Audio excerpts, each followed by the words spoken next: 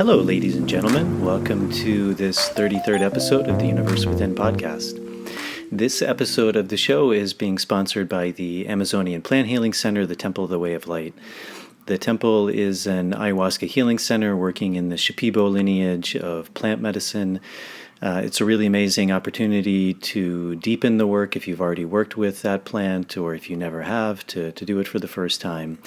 There are 4 Shipibo healers or curanderos, doctors, that you have the opportunity of working with, 2 to 3 facilitators, which are kind of like bridges or guides that really help to facilitate that process. A vegetalista, which is kind of like an herbalist, massage people, bone doctors, and it's really just an amazing team and an amazing opportunity to really go deeply into this work and experience all of the healing and the teaching benefits of these plant medicines.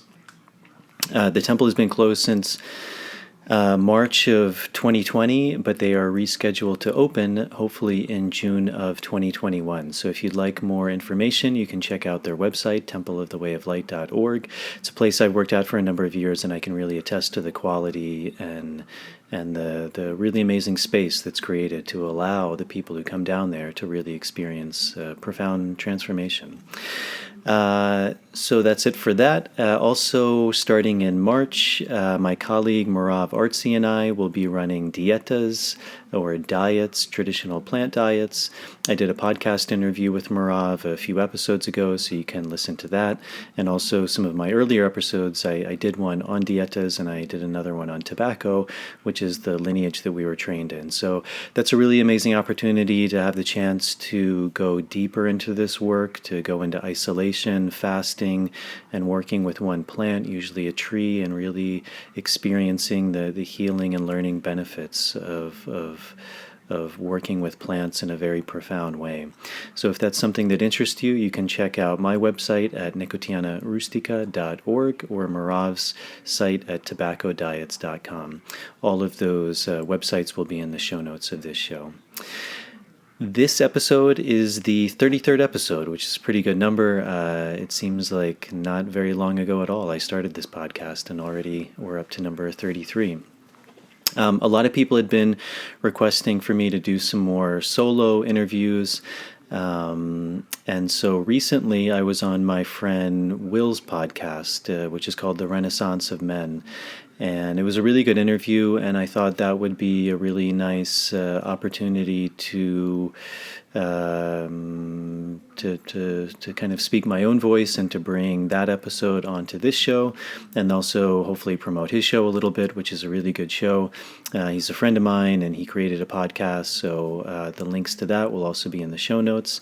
It was a really good episode. I think we went more than 3 hours, so it's quite long, it's quite in-depth, and really just talking a lot about plant work, about ontology, the nature of being, my experience through my own process, and then working with many people. So it's a really good episode on plant medicine in general. So yeah, I think that's it. Unfortunately, the podcast was only an audio version, so there's no video for the YouTube version, but you can still watch it on YouTube. It will just be without any images, but I'll upload some images on there. I haven't decided what yet, but you'll still be able to see it on YouTube and all of the other podcasting platforms. So I think that's it. If you are able to help to support this show, that's greatly appreciated. I really appreciate that. A really good way is through Patreon. There's a link in the show notes. And with Patreon, you can give financially, donations, subscriptions. And with that giving, you also get something in return. So depending on what tier you sign up for, things like early access to shows, bonus material, Q&As, extended interview, things like that. So that's a really big help to help me to continue this podcast and putting out new content, bringing on new guests, continuing these conversations. So to all of the Patreon supporters, I deeply appreciate it.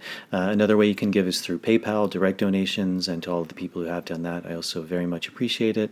And if you're able to do that, I also deeply appreciate that.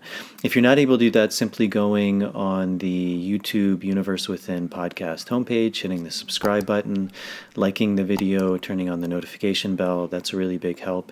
And then with the audio version, going on Apple Podcasts, subscribing to the show, and leaving a starred rating and a review. That really helps with the algorithms to help to get the show out to a bigger audience. So that's it. Without further ado, here is my conversation with my friend Will on his podcast, The Renaissance of Men.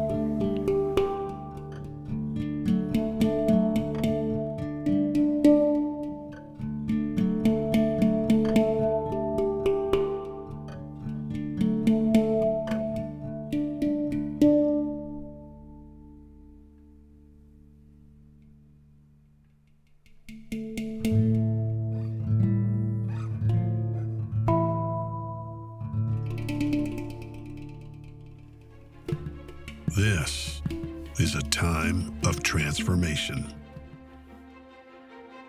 As old ways fall, men are called to rise, to heal our lives, grow strong, and transcend our limitations. In tribes around the world, drawing on the best of masculinity from to this first episode of the Universe Within podcast.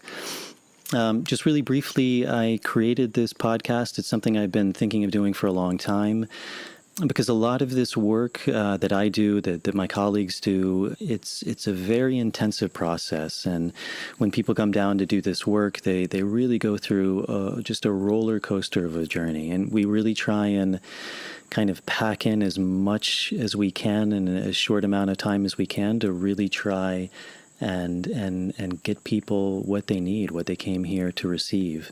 Unfortunately, with that, there's often not a whole lot of time for talking, discussing, and learning about things. So what I'm really hoping to do is to create a platform where we can share more in depth about this work.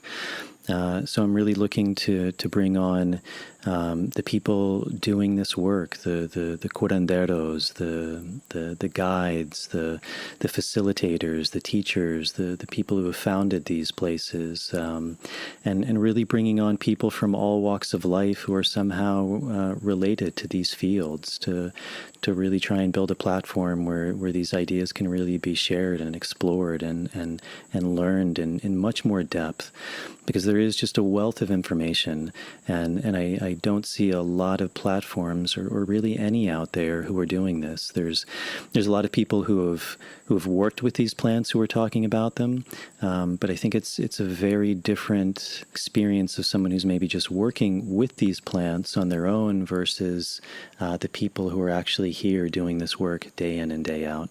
And I think there's a lot of voices that really have a lot to say and a lot to share. So I hope you enjoy it. Hello, my name is Will Spencer, and you're listening to the Renaissance of Men podcast. At this point, I think most people listening would agree that we're living in the midst of a worldwide awakening. Interest in religious, spiritual, and mystical practices is reaching a peak in human history, with more people than ever pursuing various spiritual paths. Take a moment to consider just how many individuals you know are voluntarily pursuing spiritual interests.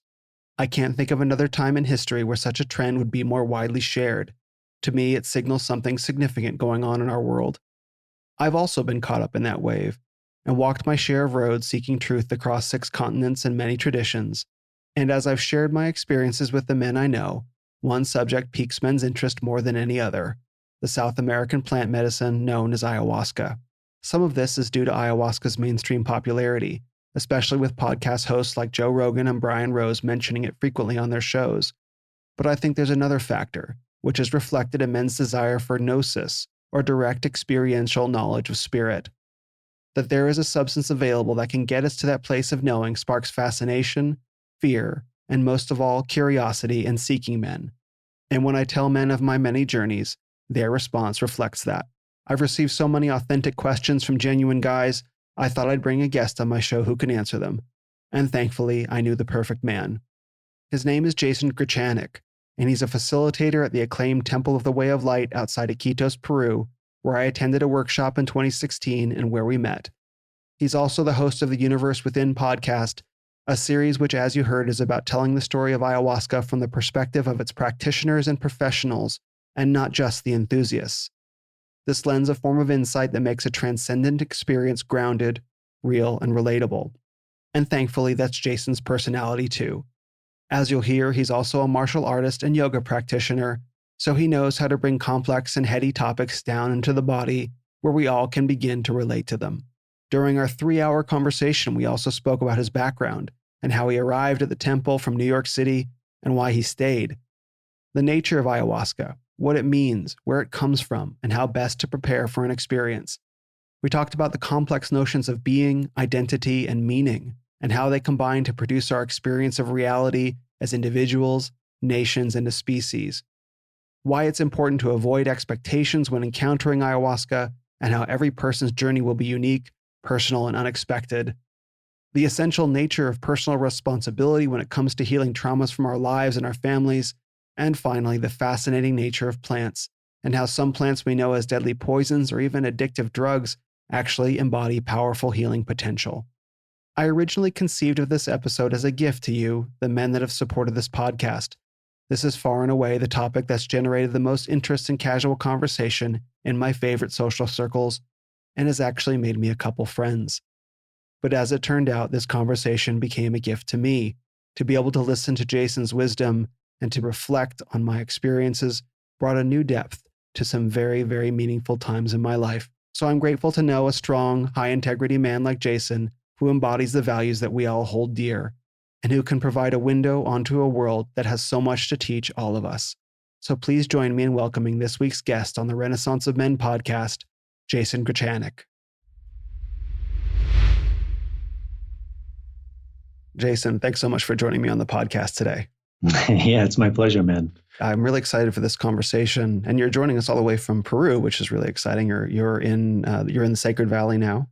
Mm-hmm. Yeah, usually I'm in the jungle. That's where we met in the Amazon, outside of Iquitos, which is kind of the big city center there. And yeah, I'm kind of dividing my time between there, where I work at the Temple of the Way of Light, which is a big plant medicine center. They work a lot with ayahuasca, and then also dividing my time here in the Sacred Valley, where I run dietas, kind of workshops with tobacco and tree medicine. Mm-hmm. And I want to get into, in the worlds of plant medicine and earth medicine, there's a specific language that gets used. And I want to unpack some of that language as we get into it. But first, I want to know more about your background. I know that you lived in New York for a while. In one of your podcasts, you mentioned that you were a bartender. And so those are the 2 data points that I have of you. And then you ended up in the jungles in Peru. And I remember meeting you and you were smoking a cigar and the smoke wafting, and you have this jungle shaman kind of vibe about you. I'm like, who is this guy? How did he find his way into the jungle? This kind of, in a positive way, like Colonel Kurtz from Heart of Darkness in a way, but Heart of Lightness, I suppose you might say. So how did you find your way from New York City into the jungles of Peru, doing what you were doing when we met? I think ever since I would say my early 20s, probably 20, I was very interested in spirituality, religion, esoteric practices, and being in New York was really interesting because it's a lot of people say it's the capital of the world, and so one has access to just so many resources. And so I was doing a lot of martial arts and yoga, and I was just really curious. I'd go to bookshops, and I didn't have a lot of money, but I just kind of like spend the day there and just read whatever I could. And I mean, it really seemed to me that at the essence, all of these traditions were really pointing towards something unique and similar. And I could sense that. And I think that's what a lot of these practices kind of, in a way, they really interested me, because I felt like I was going into something that was touching on something that I was looking for. But I think there was always this sense of, I had a sense of what they were talking about, but I had never really experienced it. Yeah. And it's one of these things, like this very classic ideal of gnosis. Like in the Greek language, there's actually two words for knowing. There's the word for knowing as the way we would normally think of knowing, like I know you, or I know algebra, or I know that a tree is green. But that's not what gnosis means. Gnosis is actually like an experiential form of knowledge that doesn't come from a book or a person, but it's something that's known within. And so at a certain point, I became very interested in plants and plant medicine, things like herbalism, traditional Chinese medicine, Ayurveda, and just really seeing that traditionally plants were one of the, if not the most important form of medicine. I mean, even our Western pharmaceutical medicine is the majority of it is plant derived. So I was really curious about that. But then also I started seeing that with things like herbalism, a lot of the ways it was being used was still in this kind of same allopathic way of working, where there was a symptom, someone was sick, and you prescribed a certain plant to hopefully cure that. And I've always been a big fan of natural medicine and trying to get to the root of things. But I also noticed, I think through my own experience and practice, that there was potentially some ailments that herbal medicine couldn't necessarily cure, especially things that potentially weren't just rooted in the physical body. And in a lot of holistic medicine, you have these three levels. There's the level of there can be illnesses of the physical body, then there's illnesses of the mind, emotional illnesses, and then there's this third level, which they call spiritual illnesses. And I think for a lot of listeners, that may sound very strange, but I think even in Western medicine, today there's even most Western doctors would admit that there's a correlation between the mind and the body. So at least we know these two levels are very symbiotic. But I think there's another level which they often talk about in some of these potentially more ancient systems of medicine, which is ailments of the spirit. And that could be things like, what is my place in the world? Who am I? What is the point of life? A feeling of connection, that sense of awe, which is maybe a more subtle form, but in that relationship of body, mind, spirit, that's actually the root. The physical is the final manifestation. The one before that is the mind, but even before that is the spirit. So I guess I felt in a lot of these practices there was still something missing. And I had heard of the plant medicine ayahuasca, but I didn't really feel drawn to take it. I was kind of under this belief that everything I needed was inside of me, and why take a substance from the outside if ultimately everything was on the inside. So I kind of held on to that for a while. And I had a good buddy of mine who was part of the Santo Daime Church, which is a really big Brazilian ayahuasca church. And so I had known about ayahuasca through him, but I didn't really feel called to work with it in that way. There's a lot of religious aspects in that. It's a very Brazilian mix. It's kind of the indigenous ayahuasca practice mixed with European Christianity. So there's a lot of Jesus, Mary motifs. And then also it was founded by a Black Brazilian guy who also incorporated African Spiritism. So it's this really fascinating mix. But at the time, I didn't feel drawn to it. But then over the years, ayahuasca it kind of kept coming up and coming up and more strongly. And then it just reached a point where I had this sense that I need to work with it. I didn't really know why, but it came at a point in my life, as you said, I was living in New York, and I really had the sense I needed to get out, almost that the city was killing me, just that lifestyle, the constant kind of being on. I mean, I remember walking down the street one day with a buddy of mine, and we realized we hadn't left the city in 2 years. Oh, wow. so finally this calling just got really strong, and I ended up looking at places in the Amazon, which is where ayahuasca is from, because I wanted to work with it in the setting where it came from, in kind of a more traditional practice. And I ended up at this ayahuasca center called the Temple of the Way of Light, as a guest. And it was just an incredibly profound experience. I did 7 ceremonies. At that time, there were 7 maestros singing. And it kind of opened me up to that sense of that there was something that could be touched with this medicine that couldn't necessarily be touched in our normal day-to-day lives. Yeah. And it was just an incredibly profound experience. And it was very interesting, kind of serendipitous, that at that time, the Temple of the Way of Light was looking to start a second center, kind of a more long-term center where they added various integrated practices like yoga and Tai Chi, meditation, things like that. And they were looking for people to come and help with that. And I had a kind of that skill set. And I sometimes joke that I think they thought I was maybe more advanced than I was, because I kind of sat up in the ceremony the whole time, and I didn't lose my shit, and there was other people screaming and, going crazy. And but little did they know what was actually happening inside. And I just had the ability to actually sit and keep my mouth closed. But I mean, it was a completely awe-inspiring experience. And it really made me want to learn more how these people were doing that work, what they were seeing, what they were experiencing, what these medicines potentially could get at.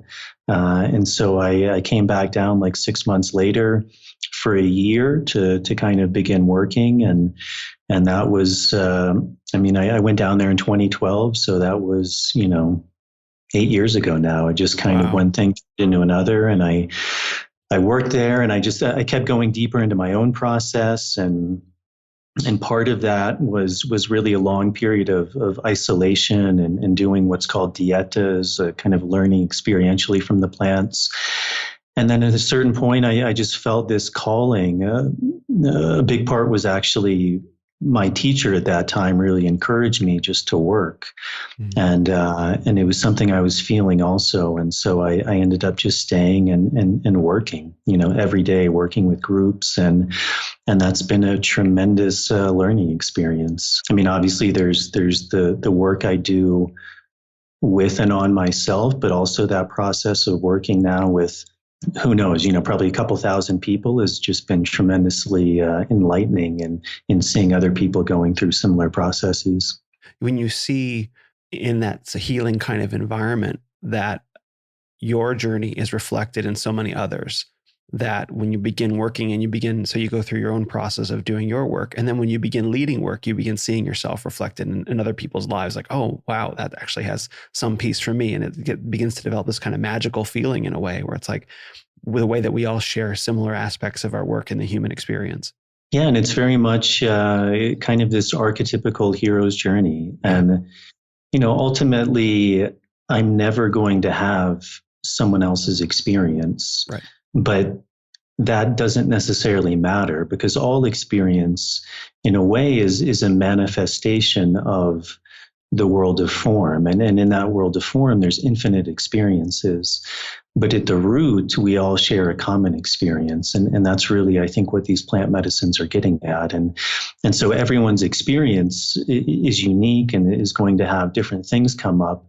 But at the end, it's kind of an archetypical experience that people are going through. And so the deeper I could go into myself, the more the kind of that experience became lived. And I'm able to, in a way, help or hold a space for other people who have gone through that. And it becomes easier to kind of see where people are at. And then also, like I said, just learning through so many other people's experiences too. So it's been pretty amazing in that way. So what was your background in martial arts before you came down to the temple? Because I remember that you were quite an elite level of fitness when I met you. I presume you probably still are. And I remember now talking to you at the time and you telling me that you had a background in martial arts. So what specifically, what arts did you practice? I don't remember what those were. Kind of a bunch. I've always been really curious to try different things and kind of see what works and take things from different systems. So, I mean, I did a little bit of Taekwondo, of Judo, of Aikido, of Tai Chi. I lived in Thailand for a while and I was Thai boxing. And then most recently, Brazilian Jiu Jitsu. And that's kind of the art now that I really feel passionate about and called to. It just, I think for me at this stage of my life, it feels kind of like a complete system and something that I just find really, really beautiful. And it's taught me a lot. I mean, it's a medicine path in itself. And, I think it's a complete system in and of itself. And really any and everything can be learned through that too. But, and certainly that's given me a lot of insight, even in this plant work. I often use references from martial arts, from jiu-jitsu when I'm talking about things or explaining things. You're blending together a lot of themes that I think a lot of men listening will understand intuitively. A desire for gnosis or knowing, certainly martial arts practices, disciplined martial arts practices, and feeling a higher calling to spiritual evolution. Those are the sort of men that I'm very fortunate to be connecting with and have around me at this time. So it's great to get to talk to you about these things because you're weaving them together in such an intriguing way, in a way that I think will be inspiring to many men to know that there is a greater possibility down this path if you seek to explore it. And you're a great example of that. It took you all the way to Peru. Mm-hmm. Yeah, and it's interesting that word discipline. I think it's so important. Yeah. And I think especially for younger people, especially for young men, learning that discipline is super important. I was also a Boy Scout and Eagle Scout, and that really taught me a lot of discipline and a big aspect, I think, of nature too, an appreciation for nature, a reverence of nature. I just recently interviewed a Quero woman, and the Queros, they say, are descendants of the Incas, and they still live up in the Andes here in Peru. And really one of their main medicines, if not their main medicine, is a reverence of nature. I mean, nature itself, it can just be such a powerful healing tool. And also that idea of discipline is really interesting because it's the same root word as disciple. Mm-hmm. So sometimes this idea of discipline, we maybe kind of have a negative connotation of it, like it's, someone telling me to do something, or I have to be really strict. But it really, it's this idea of becoming a disciple, of learning, of being open to possibilities. And that's the way we really learn is we have to be a disciple. It's kind of that idea of the Zen mind, the beginner's mind, and that requires discipline. Oh yeah, oh for sure. And that was my experience with ayahuasca as well, was learning. I mean, I had done several ceremonies before we met at the temple and before I came for the 12-day retreat. But certainly I think it was either 3 or 5 ceremonies that I had done before I got there in the United States. I became acutely familiar with how much discipline would be needed to approach these, that it wasn't something that I could do cavalierly or casually, that preparation mentally, physically, even spiritually going into the weekends was essential for not just success in my own pursuits with it, my own goals for it, but also just enjoying the process. The success of the retreat that I would go on was entirely dependent on my preparation, which was entirely dependent on discipline. So as you've been through, I feel almost I'm not sure if I'm even permitted to ask this, but how many ceremonies have you done, or have you worked? How many times have you worked with ayahuasca? Countless. It's an interesting question. People often ask me that. I really don't know. I've never kept like a running tally, but when I came in the beginning, I was working with it a lot. I'd say a few times a week. I did a couple of workshops, which were very intensive. And then through the years, I'd say usually once a year, I do a pretty intensive workshop. And then through a process of dieting, which again is the traditional way that people learn to work with plants, usually going into isolation, drinking a plant, and then often drinking ayahuasca with that, or different kind of master plants. So I'm sure it's been a lot of times. I think the longer I do this work, the less I drink. I think the less I feel called to, but when I do, it's kind of a process of really going into something very intense, and it's one of the interesting things with ayahuasca, because I think a lot of people think, like many things, the more you do something, the easier it gets, and it's No. it's kind of the opposite, where the more you do it, I mean, there's obviously a familiarity with it. There's a maybe a comfortability of kind of having a sense of how the ceremonies go and things like that. But the processes themselves become more and more challenging, because ayahuasca, that's a Quechua word, and one of the ways it's translated is vine of the dead. Mm-hmm. And from my experience, most of these plant medicines, there's always this motif of death around them, because I think essentially what they're doing is taking us into that dying process. It's a really common theme that you hear in a lot of cultures, which is the idea of any of these processes, or really the idea of life, is essentially to die before you die, so that you can truly live. I've done work with Iboga, for example, and traditionally that's you would just do it once in your life. It's an initiation experience, and there's essentially two ceremonies. There's the death ceremony, and then the following ceremony is the rebirth ceremony. And I think with all of these plants, they're taking us closer and closer to that point of death, of really a complete annihilation of everything that we think to be true.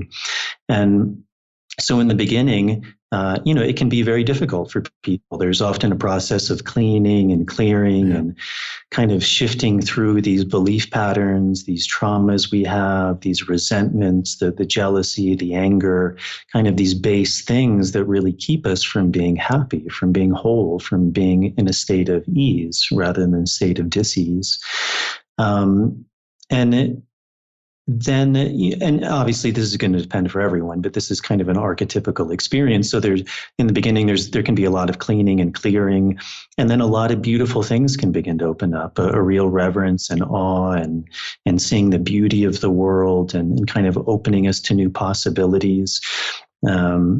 The more they do kind of scientific research with these plants, they see also that that's exactly what's happening. Is there's neurogenesis, neuroplasticity. Literally, our brain is being rewired to open us to new possibilities.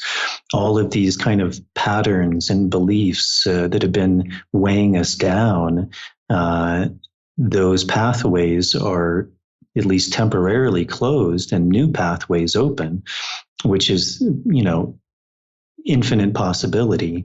And so then what do we fill those with? And I think a lot of these plants show us the possibility that we can fill those with joy, with beauty, with love, with compassion, with a sense of connection, a sense of reverence. But if one keeps going, ultimately one is moving towards that state of ultimate death, which is a complete letting go of everything, even the beauty, even the love, even the sense of who I am, the sense of reality, the sense that I'm standing on a floor that's supporting me, the sense that I'm on an earth that's providing me. Literally every molecule of my body could be dissolved. And, I don't care who you are, that is a horrifying experience, because it's literally the end of the mind. It's the end of everything that we think we know to be true. But if the deeper one is able to go into that experience, the other side of that is actually full aliveness, full peace, full appreciation, this not seeing myself as something that's separate, which ultimately is going to make us suffer. Because in a sense, what we're all longing for is union, is home, is peace. But to get the closer we get to that point, the more difficult the journey becomes. Right. And so it's always kind of funny to me when people come down and they're like, what's your intention? And they say, I want enlightenment. I want peace. It's like, okay, you ready for that? Yeah, exactly. It's going to be a hell of a journey. I read a book years ago. I'll have to look it up and put it in the show notes. But the author is sort of I would describe him as a spiritual firebrand in a way, sort of a bomb thrower. And he asserts very boldly and very strong language in the course of this book that many people, and he's speaking primarily to a Western audience, like in San Francisco, sort of more of a new agey kind of audience. And he's saying that you don't want enlightenment. You say you want enlightenment, but you don't, because the real quest for enlightenment is like Moby Dick, is like Ahab's quest for Moby Dick. It's ultimately a self-annihilation is what enlightenment is fundamentally. Most people want human adulthood. They want real human adulthood. And so what you're talking about is sort of like stages of the journey, and that people will come down to the temple or work with ayahuasca or any healing modality, and they'll seek to purify their own psychology to emerge fully into human adulthood and reckon with the traumas of their childhood and perhaps even the traumas of their lineage, and achieve a sense of peace and a sense of fulfillment and direction and purpose. And then that process will have its own timeline. And then there will come a stage where that process maybe isn't the right way of putting it, but where suddenly there's a desire for even more unwinding of the self. And then that's the beginning of the road to through enlightenment, perhaps with a capital E, that many people will never actually feel called towards in this lifetime. And that's okay. It's its own thing to want. We don't all have to be going for it. And I think that's one of the ways that I think a lot of Eastern spirituality has been misused in the West. This idea that we all need to be questing for enlightenment.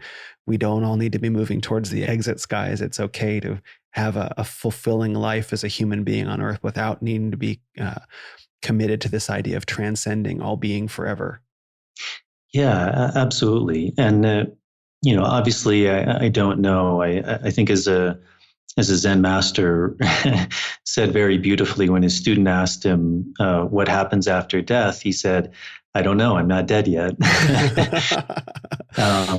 So I don't think any of us really have the answer, but I would imagine that we all return to the place where we came from, and that is a place of unity, a place of love, a place of bliss, and this life is a playground where we get to go through those highs and lows. And some people, often through their own suffering or kind of a catastrophic event, may feel that calling that they're just ready to let go, before they actually die, but I think that is a rarity, and those are often the people that we hear about, the sages, the people who have wisdom in the tradition that you experienced at the temple, the Shipibo tradition. They have different levels of curanderos, of healers, and almost all of the ones who we work with, they would say their title is Onaya, and Uni is their name for ayahuasca in the Shipibo language. So, and Uni, it means gnosis, it means knowledge and experiential knowledge. So Uni is their sacrament for gnosis. And so an Unaya is one who knows, one who has gnosis, one who's experienced. But that's actually not their highest form of a healer. There's actually two more above that. And the highest one is called Moraya. And I'm not the best at Shipibo language, so if there's someone out there listening and I make a mistake, forgive me. But from what I understand, the word Moraya, it's kind of translated as this sense of one who's found. It's the seeker who's actually found what he's seeking. And so, but even today, they would say there are no Moraya. That level of person doesn't exist. Maybe in antiquity there was some, but essentially if you ask them why there are none, they would say it's too difficult a path.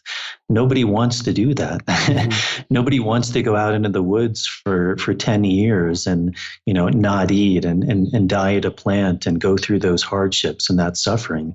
That's just not, there's very few people who feel called to do that. Most people, they want some sort of balance. They want to enjoy their wife. They want to enjoy plantain and fish and cookies and, have a somewhat normal life.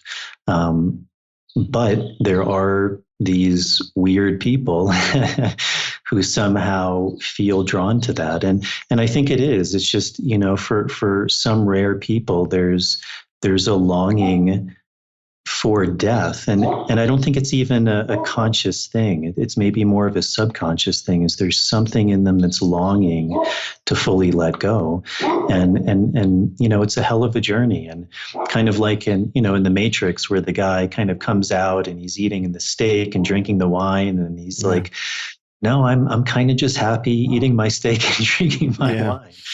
And as you said, that's okay. Like, that's where most people are at, because why not enjoy life to that degree?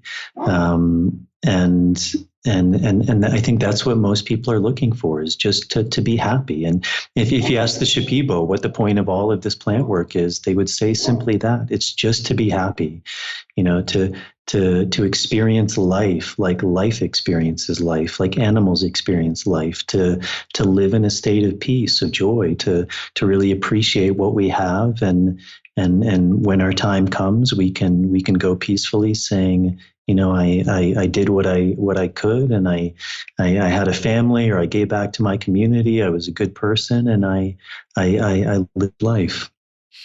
When I was in India, I did a 10-day Vipassana retreat, a Goenka Vipassana retreat, and I was struck in that experience how similar it is to ayahuasca. And I've actually written a very long blog entry. It's probably not a blog entry. Right now it's 12,000 words. And by the time it's finished, it'll probably be 15,000 words. And comparing these two modalities. But one of the things that became, because they have a lot in common from coming from opposite sides of the world, but one of the things that became really clear doing that, and that the training, the Vipassana training that they, I guess, emphasize, is there's a difference in path between someone who's called to be a monk and someone who's called to be a householder. And the technique of Vipassana meditation can be used by a householder, meaning someone who has a career and a family, and it can be used to improve remarkably the appreciation of life. And that is no less noble a path than the path of the monk, than the renunciate. And I also have this quote from one of my DJ mixes from Ram Dass, who was a 60s sort of spiritual leader. He wrote this famous book, Be Here Now.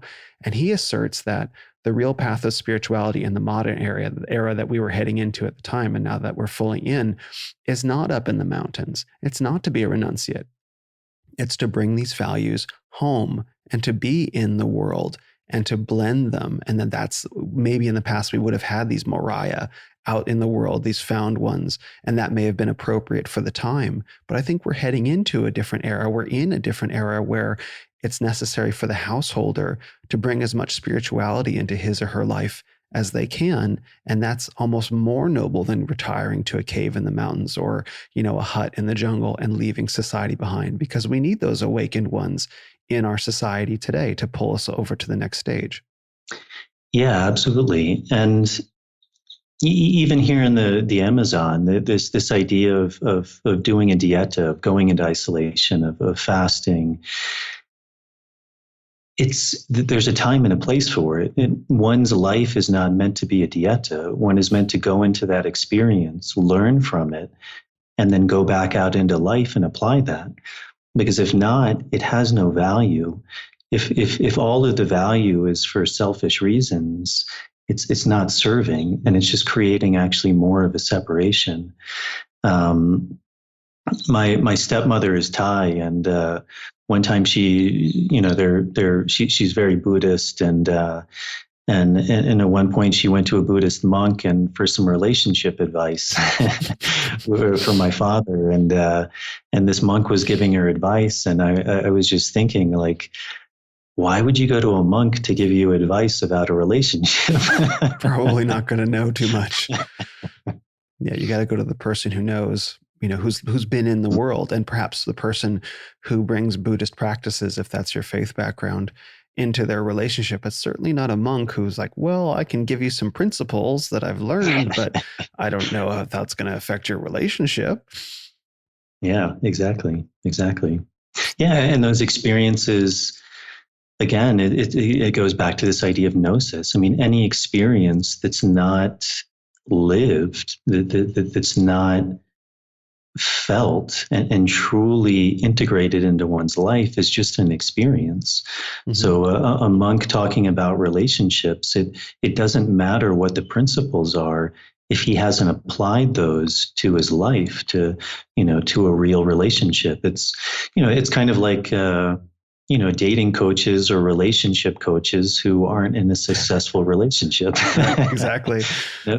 Doesn't matter what they say. It doesn't really apply if they're not doing it themselves. It's like anything, like jujitsu. I mean, why would you take jujitsu advice from someone who's not really, really good at jujitsu? That would be insanity. You're certainly not going to get very good doing that.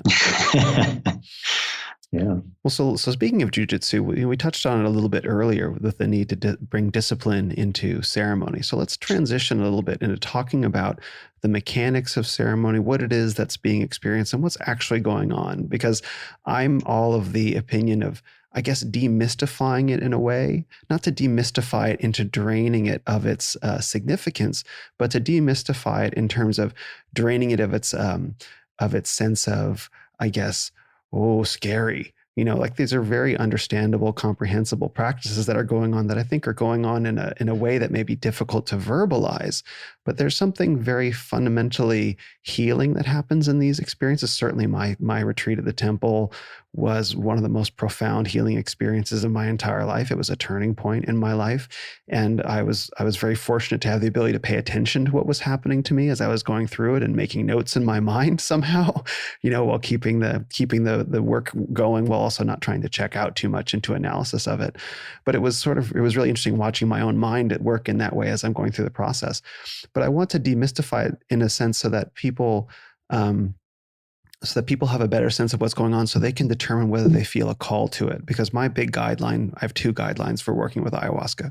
One is only work with someone who's been personally recommended to you. So don't just go looking on the internet for someone or show up in Iquitos, to work with a shaman there. And the second one is feel a genuine call to it. And by sort of demystifying it, or maybe not demythologizing it, but by demystifying it, people have a better way to determine whether they feel a call to it. So let's break down the process and what's going on there so that men and potentially women who feel called to this can find it. Yeah, it's an interesting process, and right now is a very interesting time because there's a lot of research going into these plants. There's quite a bit now of research into ayahuasca. There's been a lot of research with psilocybin, with MDMA.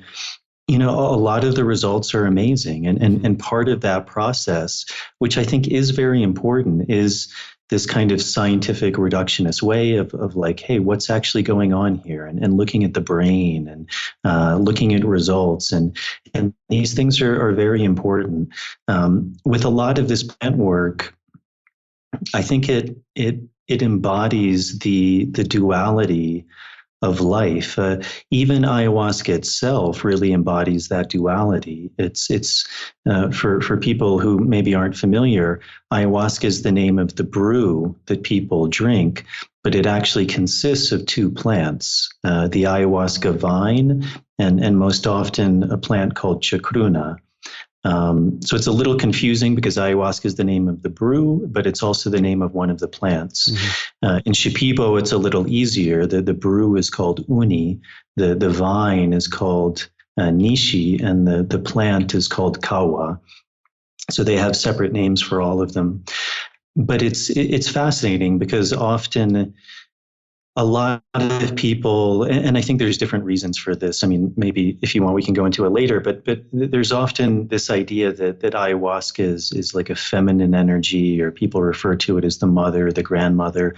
But for the Shipibo, it's not. For the Shipibo, it's the combination of two plants of the polarity, and the vine, the ayahuasca vine, they would say represents the masculine energy. The female part, the kawa plant, represents the feminine energy, and it's the combination of those two energies that allows uni or gnosis to happen. So, it's a complete system in that way, and I think to a large degree, the plant work itself embodies that duality. There's I interviewed my friend Brian recently on a podcast, and he has a very high command of Shipibo knowledge, and it's fascinating speaking with him.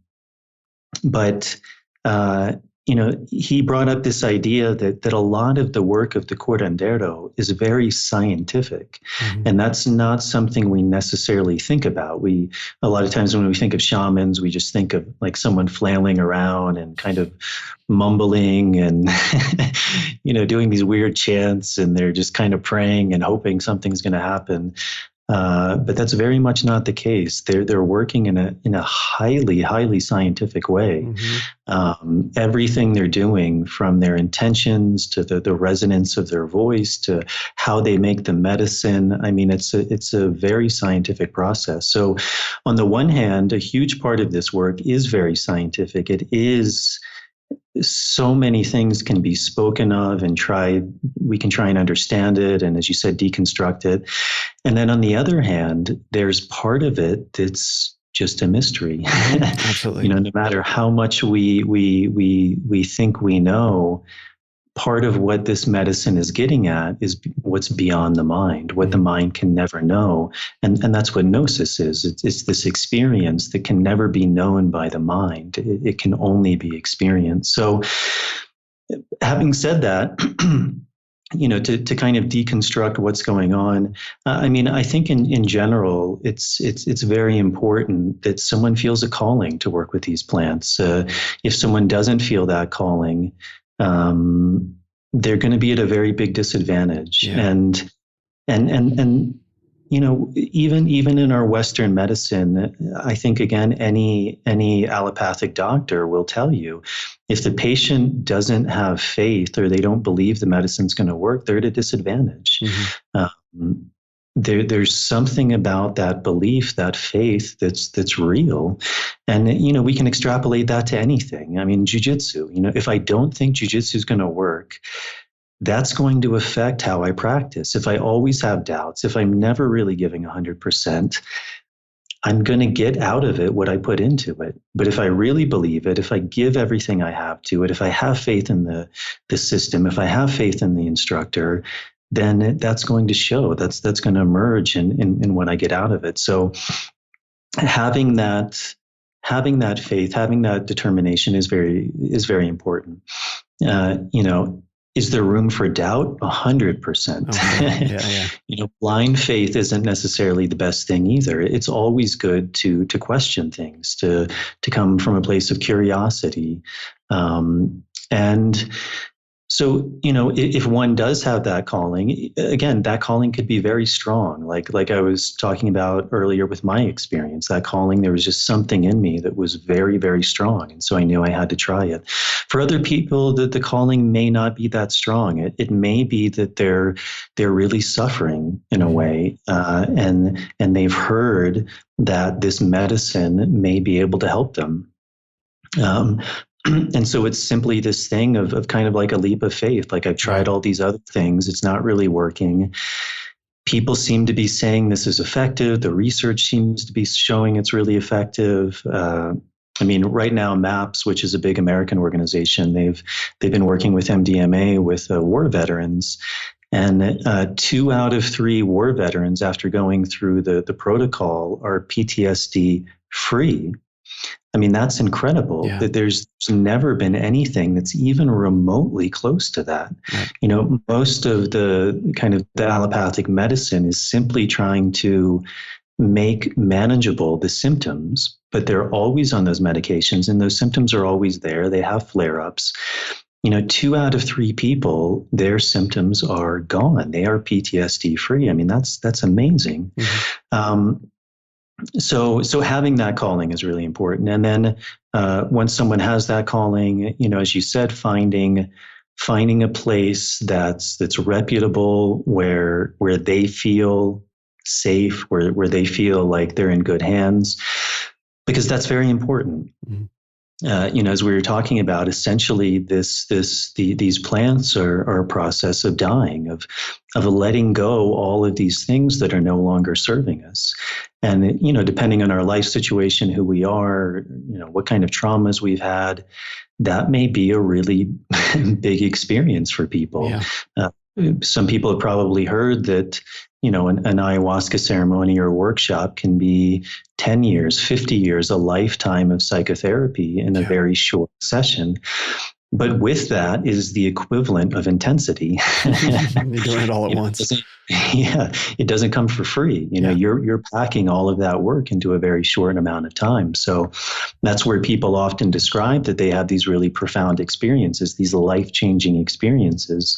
But there's an intensity that comes along with that. So with that intensity, it's really important that the person feels that they're in good hands, so that they're really able to let go and to release into that experience. Yeah.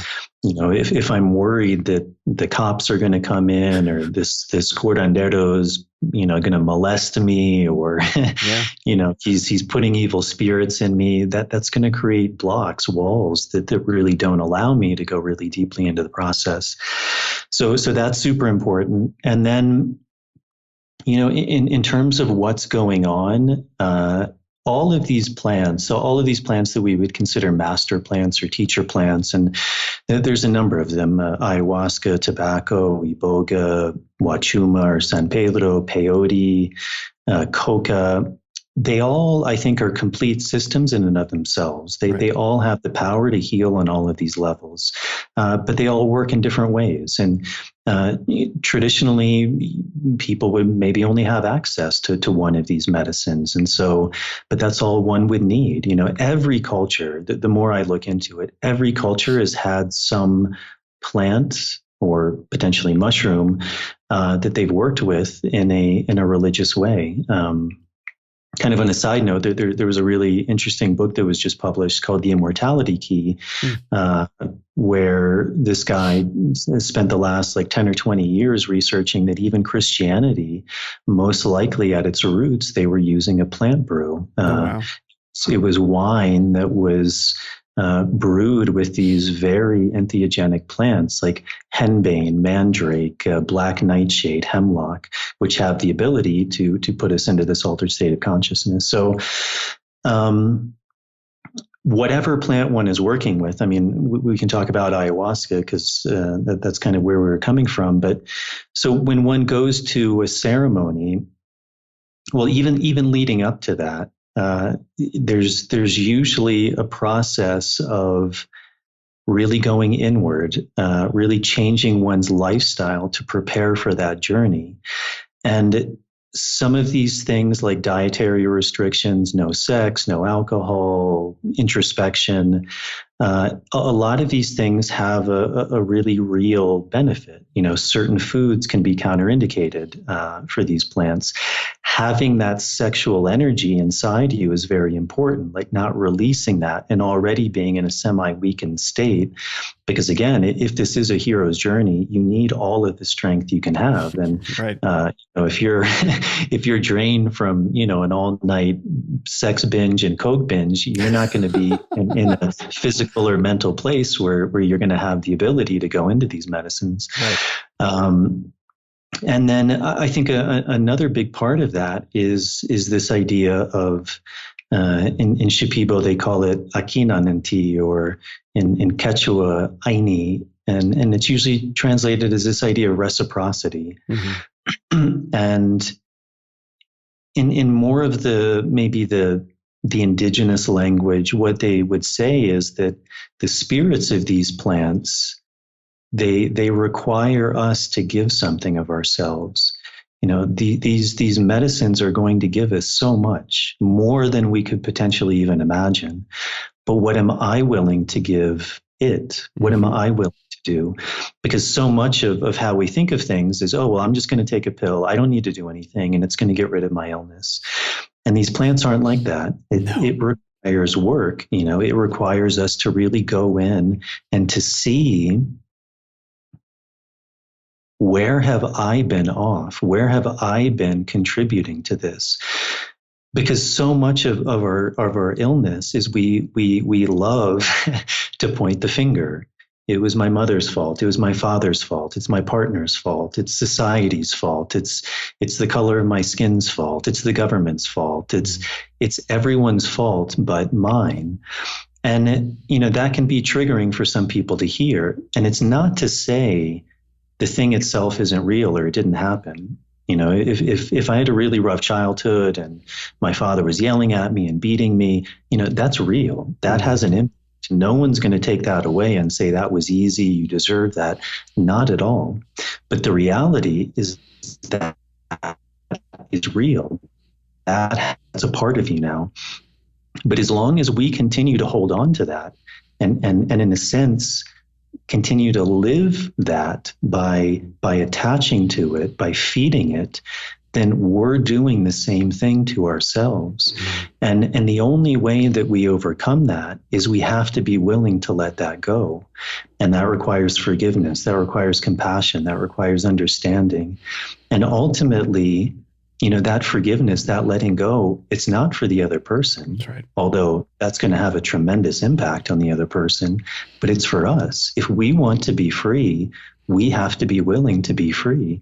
And that requires going into that, understanding that, accepting that, and then seeing it's no longer serving us and letting it go. So, part of this kind of preparation for these ceremonies is really a reciprocity of, I'm going to be receiving these things from the plants. Am I willing to give something back? Am I willing to give up these things to really show that I'm ready? I'm willing to give. I'm kind of humbling myself. I'm coming open. I'm coming strong, ready, prepared. And that may sound strange to people, but in a lot of these traditional cultures, for example, I've worked a little with this Arhuaco gentleman. They're a group of people in the north of Colombia, in the Sierra Nevada. And it's really funny because if you ever ask him, like, what's the answer to my problem? And, you could have a million problems. But it's very funny because his answer is essentially always the same. He would say something like, you haven't made a payment. Oh, wow. And he's not talking about, you need to go and pay someone physical money, but it's this idea of reciprocity, that you haven't given anything back.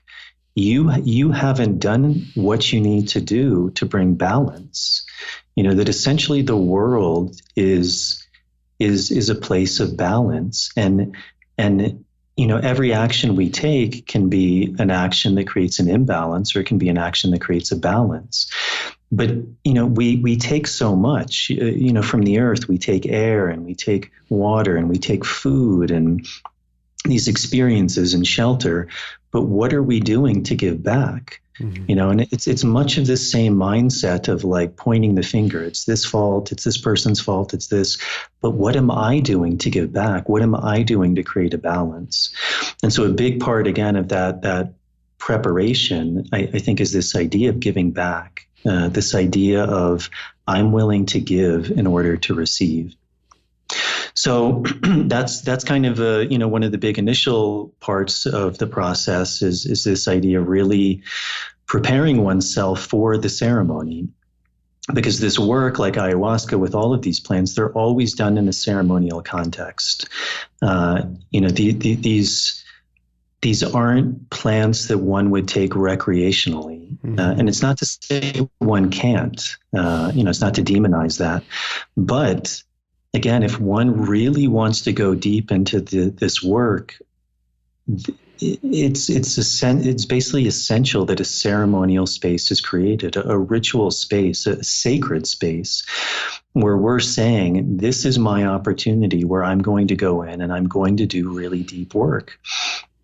And, that's also, I think, something that's really lacking in a lot of the societies we come from is taking time away and really going deeply into something. And so that's a really important aspect. In another guy I work with, he's also from Colombia, from this group called the Tubu. Before they work with any plant, they always tell the story of that plant. And that story may be an hour long, 2 hours long, but it doesn't matter. Every time you work with that plant, the story is told. And one is because I think it creates a reverence for the plant. It creates a respect for the plant, but you're also de facto making it a ceremonial space. You have to sit down and you have to listen to that story. And you understand by hearing that story over and over, what is this plant? What is it for? What do I need to do to honor it, to respect it? What happens if I don't do that? How do I make a payment? How do I make amends? How do I bring balance? So that's a really important part of the process. And so going into a ceremony, often this work, it's actually not done alone. It's, again, one of these paradoxes. There's the plant, there's us, and then there's the practitioner, the healer, the curandero. And all three of those elements are essential to the experience. If I'm not fully prepared, I'm not going to get as much out of it. If the medicine isn't really prepared, it's not going to have the same effect. If the curandero isn't highly skilled, we're not going to get the same effect out of the experience. So all three of those things have to really be firing. They really have to be in alignment and with an intention of, this is what we're going to do. We're going in to do really deep work. And so there's those three factors. There's the ceremony. And then again, it's often done in a group setting. And, part of that is just, if you're a practitioner, if all you're doing is one-on-one work, you don't have the ability to help as many people. It's much more difficult. Often this work was done in a more community setting. So that group setting can be very valuable. I did another interview recently with a friend of mine, Joe Tafour, who kind of founded an ayahuasca center, which is it's a very good place called Niueirao. And he said it really well, and it kind of stuck with me. He was quoting, I think it was this African curandero. I don't remember his name or exactly where he was from, but he was saying that so much of our ailments, that what this guy sees, they come from a lack of three things. They come from a lack of community. They come from a lack of a connection to nature, and they come from a lack of a connection to spirit, of spirituality. And that really struck me, because I realized that's something I see a lot in the work I do. Is a lot of people who come to this work, they're coming from big cities. They're very work oriented. Their minds are potentially very developed, but at the same time, potentially out of balance. And I think a lot, even something like atheism, it comes from this idea that ultimately the human mind can know everything. And if I don't know it, if it's not tangible, then it must not be real. Right. But that's also operating from a very limited portion of the mind, which I think these plants very much have the ability to open us up towards.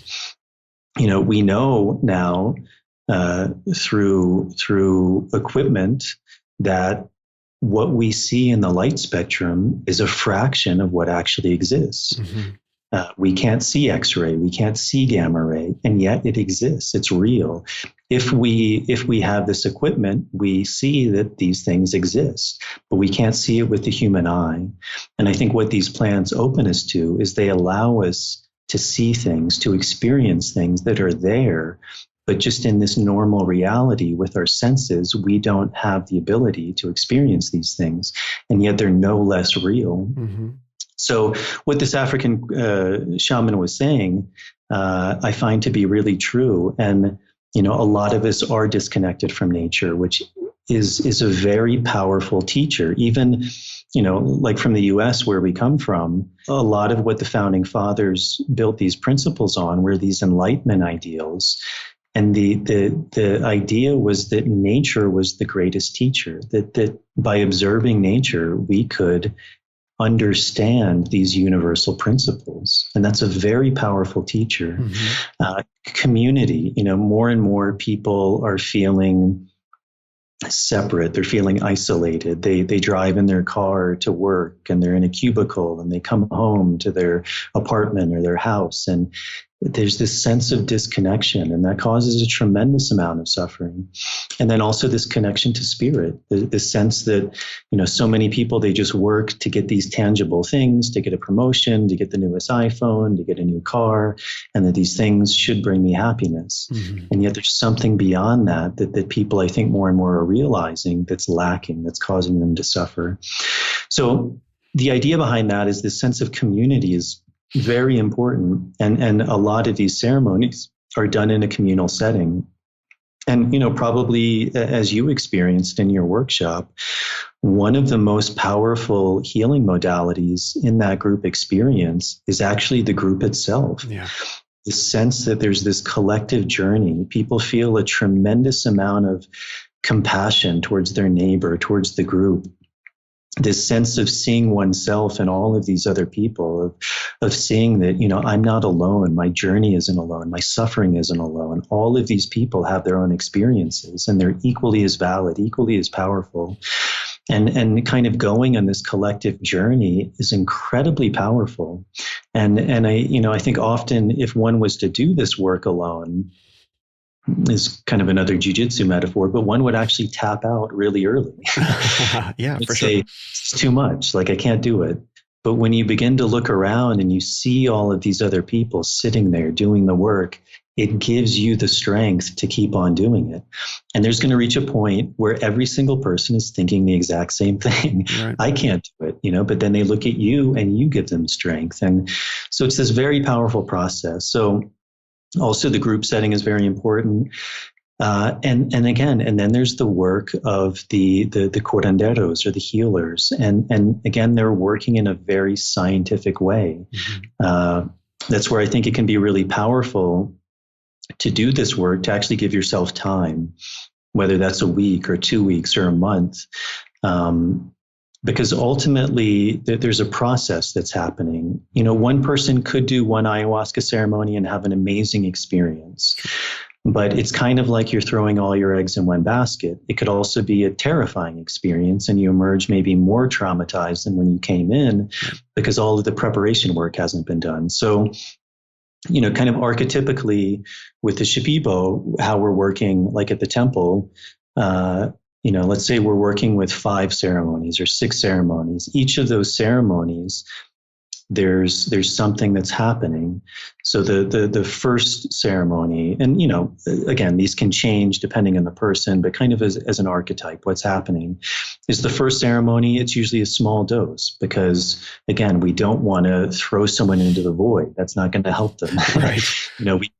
We want to hopefully gently introduce them to the medicine where they feel comfortable with it.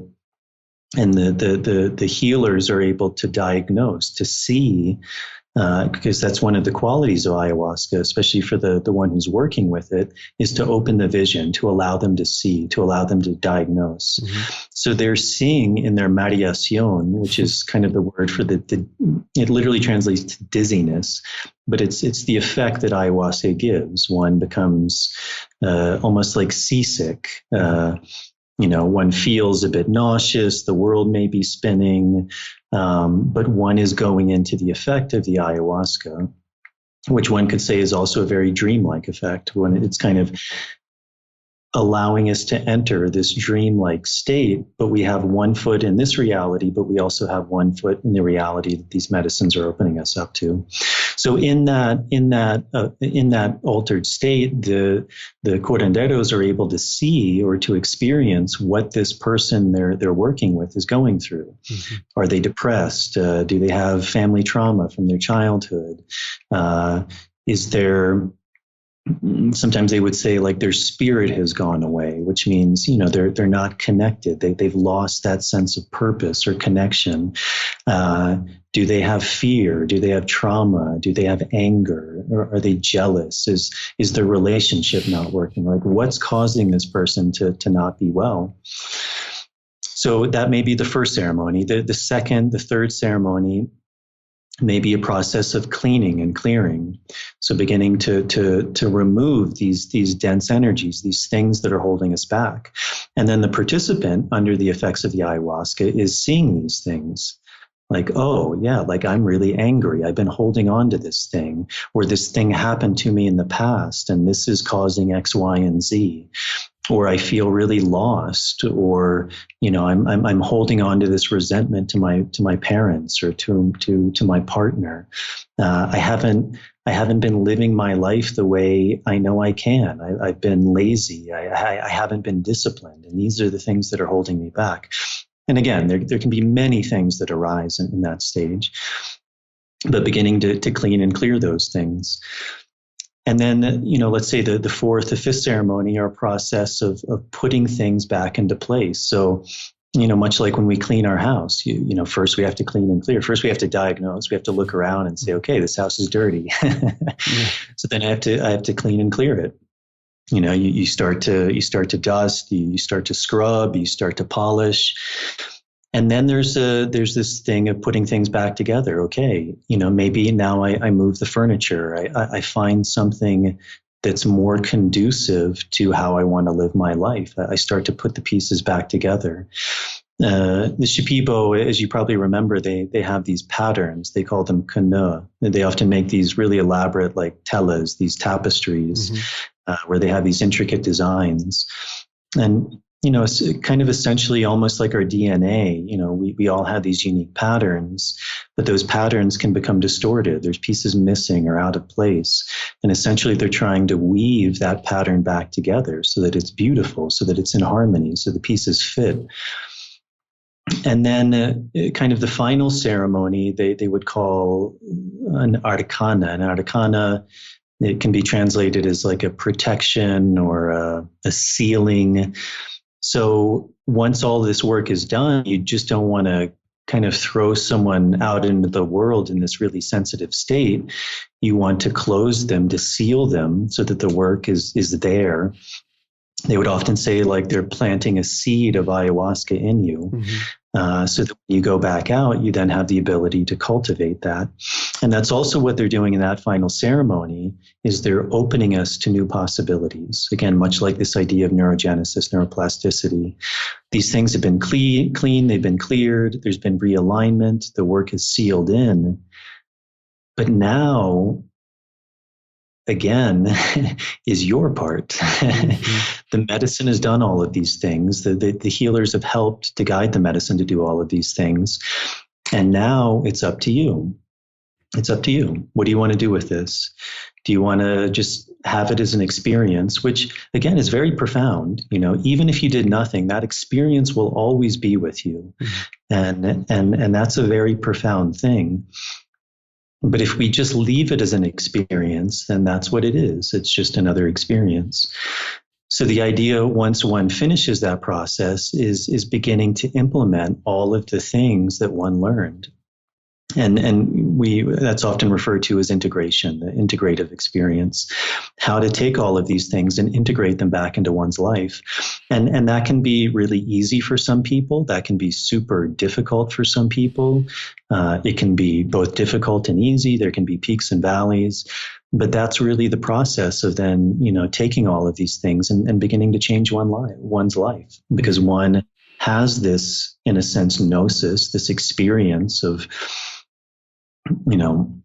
so many things can happen. And again, it's going to be very, very unique and very different for people. So it's also important not to get hung up on something, to watch a video of someone else's experience and want that experience, because inevitably that experience isn't going to happen to you. No two people are going to experience the same thing, because we're all unique. We're all different. But whatever the medicine gave you, whatever it taught you, then taking that and beginning to implement that back into one's life. So, I mean, in short, although that wasn't very short, but in long, that's kind of, I would say, maybe deconstructing a bit what's going on. That's really fantastic. And you did exactly what I wanted, which is I picked an imprecise word. I didn't want to demystify it because I think the mystery and the magic is an important aspect of it. The word that I was struggling for is desensationalize it, because ayahuasca has emerged into the public consciousness to some degree through, Joe Rogan, and it's in the New York Times and The Economist. And I think Chelsea Handler, I think she's a UK talk show host, has talked about it. It's out there. And there's a lot of discussions of psychedelics, entheogens, plant medicines, earth medicines generally, that takes on this kind of very sensationalized, almost Hollywood kind of quality.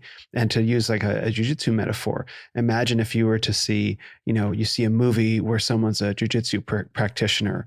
And it's like, oh, wow, that sounds really cool. It's like, well, the actual process of going and learning to roll jujitsu will be very different from what you see in the film. And you have to strip away the sensationalism of it and break it down to some of the more digestible mechanics while still making room for the mystery and the magic of it to occur. And I think for people to be able to make, and I just can't emphasize how great it was to listen to all that and how important everything that you said is, because I don't think that there are a lot of people, I certainly don't know of any, who are talking about ayahuasca in that way, that are talking about it in a way like, this is actually what you're getting into. It's not this sensationalized process, like Terence McKenna talking about the DMT elves, where it's like, oh, that's interesting, I'm sort of curious about that. It's like, no, if you go into this out of just a sense of curiosity, as opposed to a calling, you're likely to get a lot more than you bargained for, and you might not necessarily enjoy it. But by being informed up front that this is a sacred healing practice, that there's a sense of paying with oneself, paying with one's effort, paying with one's discipline to approach this like a wise and loving teacher, that it creates a completely different feeling going into it. And you have to know that first before signing up for something like this, because if that idea doesn't call to you, then you know not to do it. But if it does, then you know how to approach it in such a way that you're set to get the most out of it. And it may not appeal to everyone, but certainly when it's portrayed like in a movie kind of way, in a sensationalized way, that's designed to appeal to as many people as possible. And I don't think there's necessarily anything wrong with that. But when you're coming to plant medicines and earth medicines as sacred and powerful as this, that's a recipe for that's a recipe for an unfulfilling experience, and potentially a lot more than you want. If you don't know what's going in, if you know what it is going in, then you're likely to get so much more out of it than you otherwise would. So I appreciate everything you said. And that's exactly what I wanted to create for people, is I wanted the men listening to be able to hear, this is what it's all about. So that like, oh, wow, that actually sounds like it could benefit me in a very powerful way without taking away from the mystery of how it works. How does it work in such a way that I drink this brew of two plants found in the Amazon, and somehow at the end of 5 or 12 days or however long it is, or even potentially one night, I'm able to reckon with the ghosts of my past. I'm able to recognize things in myself that I had never seen before, and to release it or take responsibility for it or integrate it or whatever. How is it that drinking a thing enables my mind through connection with other people and a shaman or a curandero to do that? Well, who knows? But that is what happens. And so without attempting to take away from the mystery and the magic and the power of it, to also understand the discipline and the structure of it. And I think I'm reading Jordan Peterson's book, 12 Rules for Life right now. And he talks a lot about order versus chaos, about these two principles of Taoism in the yin yang symbol, that they represent order and chaos. And chaos is the magic of an ayahuasca ceremony, but then let's talk about the order as well, because that's just as fundamental to what's going on in the ceremony itself. Yeah, absolutely. And one thing I forgot to mention is this idea of purging. And it's much like this idea, again, that ayahuasca is called Vine of the Dead, because so much of what's happening is this purging away of all of these things that no longer serve us. Mm-hmm. And sometimes we'll use the analogy of like an onion. It's peeling away these layers. Each of these layers is a dying away of something. Again, something that's no longer serving us. And it's this really interesting thing, because I think a lot of people have this idea with these medicines that it's like it's adding on to me. I had this experience, and then it makes me greater. I have more knowledge, and if anything, I would say it's doing the opposite. It's stripping us away of all of these ideas we have, all of these concepts, all of this mind that think it knows, it can control, that it has the answers. And it's taking us back more and more to a childlike state. It's almost like regressing us. And then even beyond a childlike state to the state of in the womb, the state of pre-womb, the state of non-existence. And with each of those sheddings of those layers, it's a purging process. And in many of these languages, they actually refer to ayahuasca in Spanish as la purga, the purge. And some maestros would even say, one guy I work with who I like a lot, his name is Nelson, he would say, if you're working with ayahuasca and what you want is these visual experiences, go to the movies because you'll get a visual experience. But what we're working on is a very deep healing, and that often requires purging. And purging can happen in many ways. The most common, the most well known is a physical vomit that we're vomiting out essentially our sickness. And that may seem really strange to people, but I remember the first time, or the first workshop I did with ayahuasca, I didn't vomit until like the fourth ceremony, I think. But I felt it was like this thing building and building and building. But there was also this resistance in me that didn't want to release it because I was actually, I think, afraid of releasing it. But then one night after ceremony, I went back to my tambo, my little hut, and I was laying down, and the effects were still very strong. I was still very in it. And I felt this thing building and building and building. And finally, I had this sense that I needed to get up out of bed, and I went out onto my balcony, and I stood over my balcony, and I started purging. And it felt like, copious volumes of things were coming out. But when I actually looked at it, almost nothing physical came out. And yet there was this very deep sense within me that I had purged out something very dark, something that was holding on to me and that no longer served me. And it was one of the most liberating experiences of releasing this thing. And that's a huge part of this plant work is this idea of purging. And again, that can happen in many ways. It can be crying, it can be laughing, it can be, the whole range of a spectrum. And, as you were saying, for some people like Terence McKenna, he talks to elves, that's his thing. There's something for him there's something being learned there. There's something that's potentially being healed there. And again, that's a very common archetypical experience. People are shot off into the astral plane and they feel like they're speaking to spirits or different entities or their own higher consciousness or God, or, often a lot of this it's through the lens that we see the world, which is very fascinating too. Is one of the interesting things I remember when I first started doing this work is, for example, if someone has this very strong idea that ayahuasca is a female spirit or a female energy, it's much more likely in their ceremony that they're going to speak to a female spirit. Sure. It was fascinating seeing people come from India. And so much of their experience was the archetype of this Hindu mythology, communicating with Shiva, experiencing Maya, experiencing Brahman. The world, how they saw it, ayahuasca showed them. It speaks in a language that people understand. Even working with Shipibo, it communicates to them in Shipibo. Sure.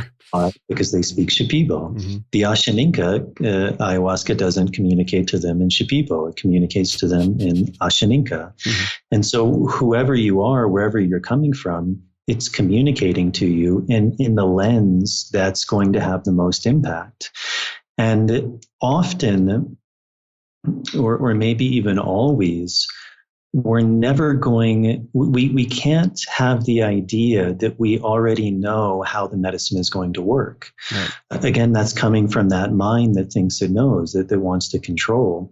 But if we already knew the answer, we wouldn't need to take the medicine. We already had the answer.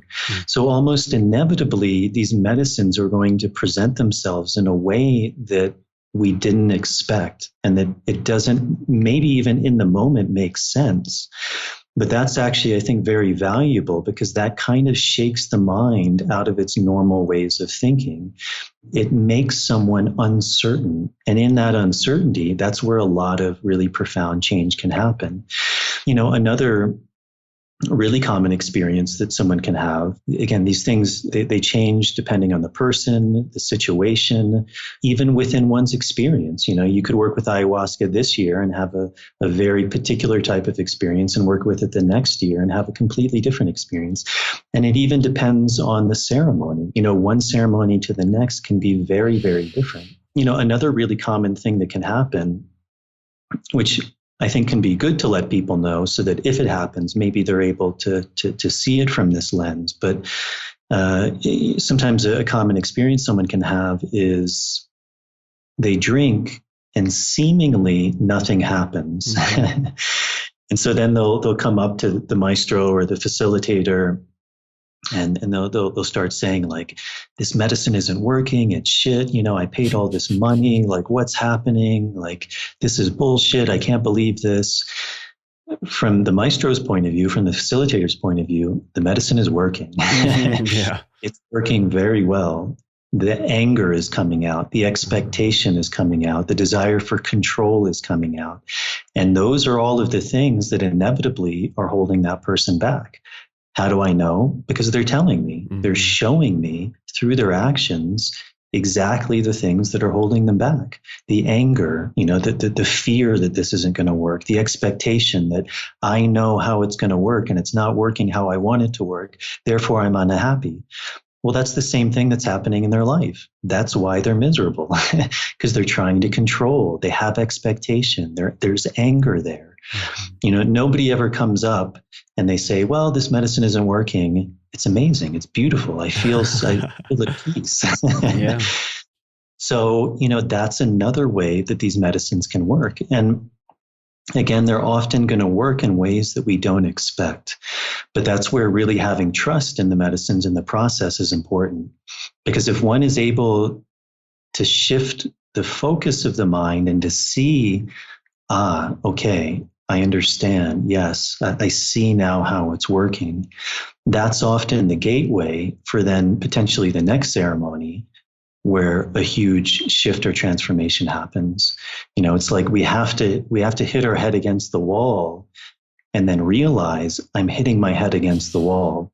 And once we stop doing that, then the wall disappears and beauty can emerge. So I remember very clearly during my ceremonies having these profound visions, of big clocks turning in the cosmos and rivers of light flowing through my body and things like that. And I remember thinking to myself how so many people come to ayahuasca looking for, quote unquote, that spiritual experience, and end up finding healing and trauma and pain and purging. Or even in the situations that you describe, the medicine not having any visible, visual, physical effect at all. And I remember as I was reflecting on that sort of spectrum later after the fact, I realized that, when people who come to ayahuasca seeking the spiritual experience and they have whatever experience they're going to have, ultimately, that is the spiritual experience. A spiritual experience is not something that is out in the cosmos. That's a mistaken idea that probably has roots somewhere in the 60s, if I had to pin it to something like that, of where this idea came from. The spiritual experience is to root down further into your lived experience every day. You are having a spiritual experience right now. We just don't conceptually call it that. Like, life is a spiritual experience. Transcending the body is a spiritual experience. You are a spirit having a spiritual experience. Your body having a spiritual experience. I forget what the saying is. But this idea that whatever happens to you when you go there, that's the spiritual experience. And even though I blast that in the cosmos in some moments, I didn't mean to be dismissive or disrespectful, but my thought at the time was, those are cool fireworks. So take me back into myself, take me back into the past and into the history, so that I can experience, I guess, my own healing and transformation. I forget the language that I used at the time, but the idea of that being out there in the cosmos was not any better or worse than being inside myself, and was not any better or worse than the morning after when the effects had worn off. It was all the totality of the same thing. And to go in to ayahuasca with expectations that it's going to be a certain way, even this conversation, I feel the need to say that if ayahuasca is one thing, it's predictably unpredictable. And any experience that I relate, or any experience that you relate from ourselves or someone else, may not necessarily be what someone else experiences, and not to have our conversation mold your perceptions of what it's going to be. That the ability to go in with an intention and an intent, which I would like to get to, and be open to the magic of however that's going to occur, is so very important. And not to say that it must be X or it must be Y or it's unfulfilling. No, accept the moment for what it is in ceremony, in the same way that you accept the moment for what it is in life. And these are two different aspects of spiritual experience, which may be a difficult thing to grasp because life in the everyday world seems so mundane. But it's only through habitual perception that we see it that way, because we can see this very moment as transcendent. And I like to think that ayahuasca helps train that, because even sometimes the most difficult or boring moments, I suppose you might say, in a ceremony, when everything kind of settles down, you've come down off the wave, that's pregnant with significance in a way, if we just learn to see it like that. Yeah, and that's so important, just again, emphasizing that every single person is unique. And so every person's experience is going to be absolutely unique. No two people are ever going to have the same experience. So, even the idea to come in with an expectation of thinking the experience, it's not going to happen. That's your experience will never be someone else's. There can be similarities, there can be connections, but ultimately it's going to be unique. And again, certainly we can be shot out into the astral plane. We can travel to other, galaxies, solar systems, universes, and take things back from that. I mean, that happened to me in my first ayahuasca workshop. But, really what I took from that was just this sense of awe, this sense of humility, this sense of, I thought I knew some things, but this medicine is showing me that it's limitless, the possibilities. It just left me with a sense of humility, of this beauty that I saw in this experience. But again, how do I emerge from that? Can I see that beauty in my day-to-day lives? Like, can I see that beauty in the tree? Can I see it in someone's eyes? Can I see it in myself? And can I cultivate that? Because that's where the real power comes from, is if I can take that experience and bring it back into my life. And that was ultimately the role of the really good curanderos, was to put themselves out into these, very potentially challenging situations, because again, going out into the universe, I mean, that may sound beautiful, but then the fear arises. Well, do I come back? Like, how do I navigate this?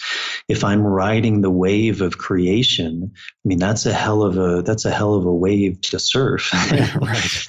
I remember seeing some of these videos of like these guys surfing these, I don't know, I mean, like skyscraper tall waves, and just thinking like, my God, that's crazy. Yeah. Well, then take that times 10 million. That's going to humble you. That's going to test people's limits. So, but the thing is, what can one go into that, and then what can one take back? And that's super important. Yeah, these experiences are beautiful, and they're profound, and they're transformative to witness them, and they can't ever be taken away, the things that I've seen.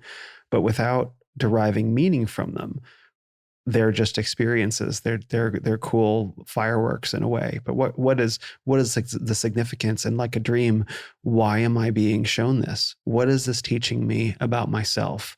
Even in the reflection of the universe, if I'm being shown some great universal truth in some gnosis sense, what is this teaching me about myself, and what can I bring to the world? What can I bring to my life? What can I bring to the people around me that I know and that I love and that I care about?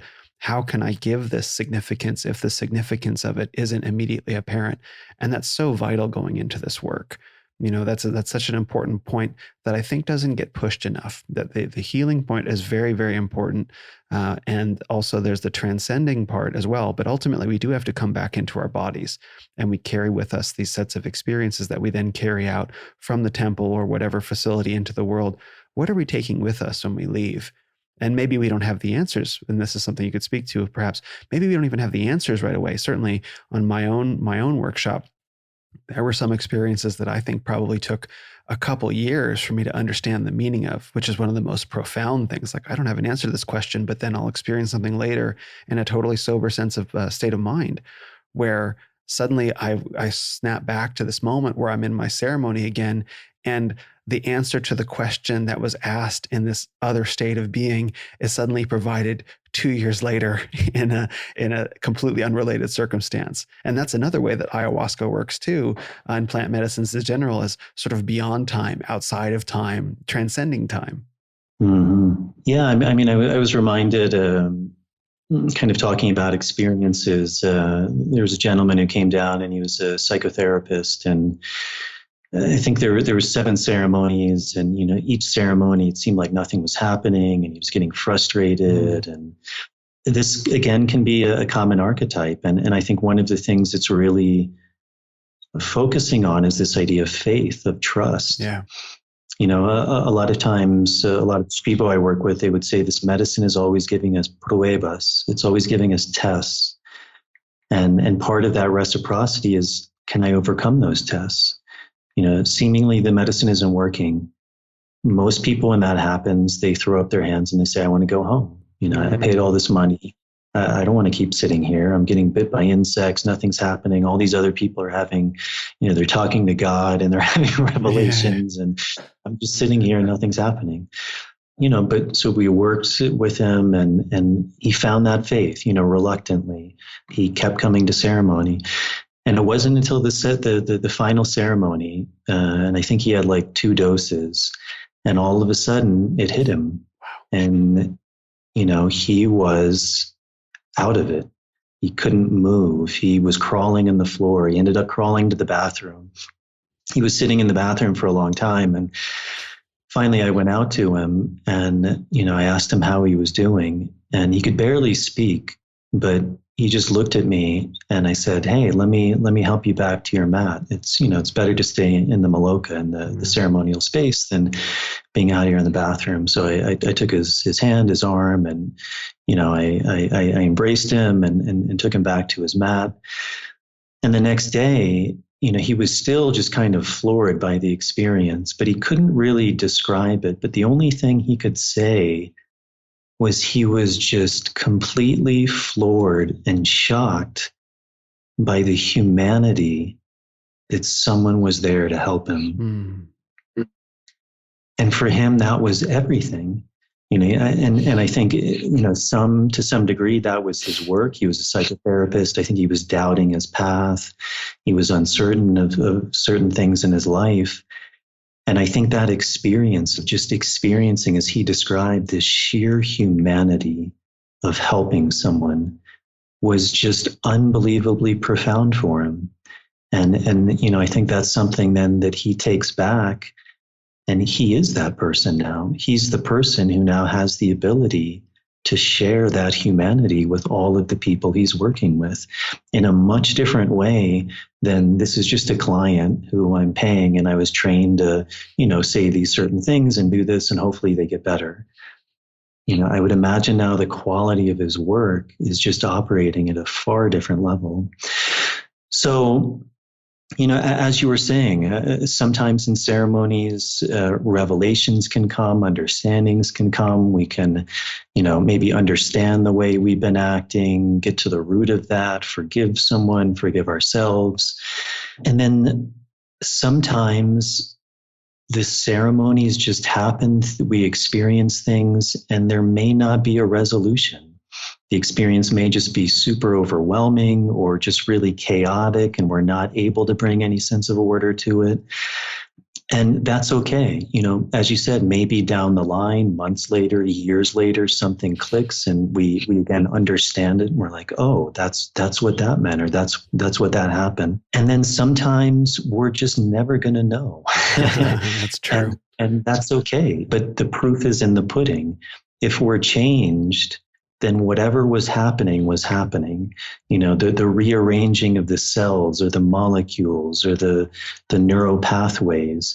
Sometimes that's just expressed in a way that's incomprehensible.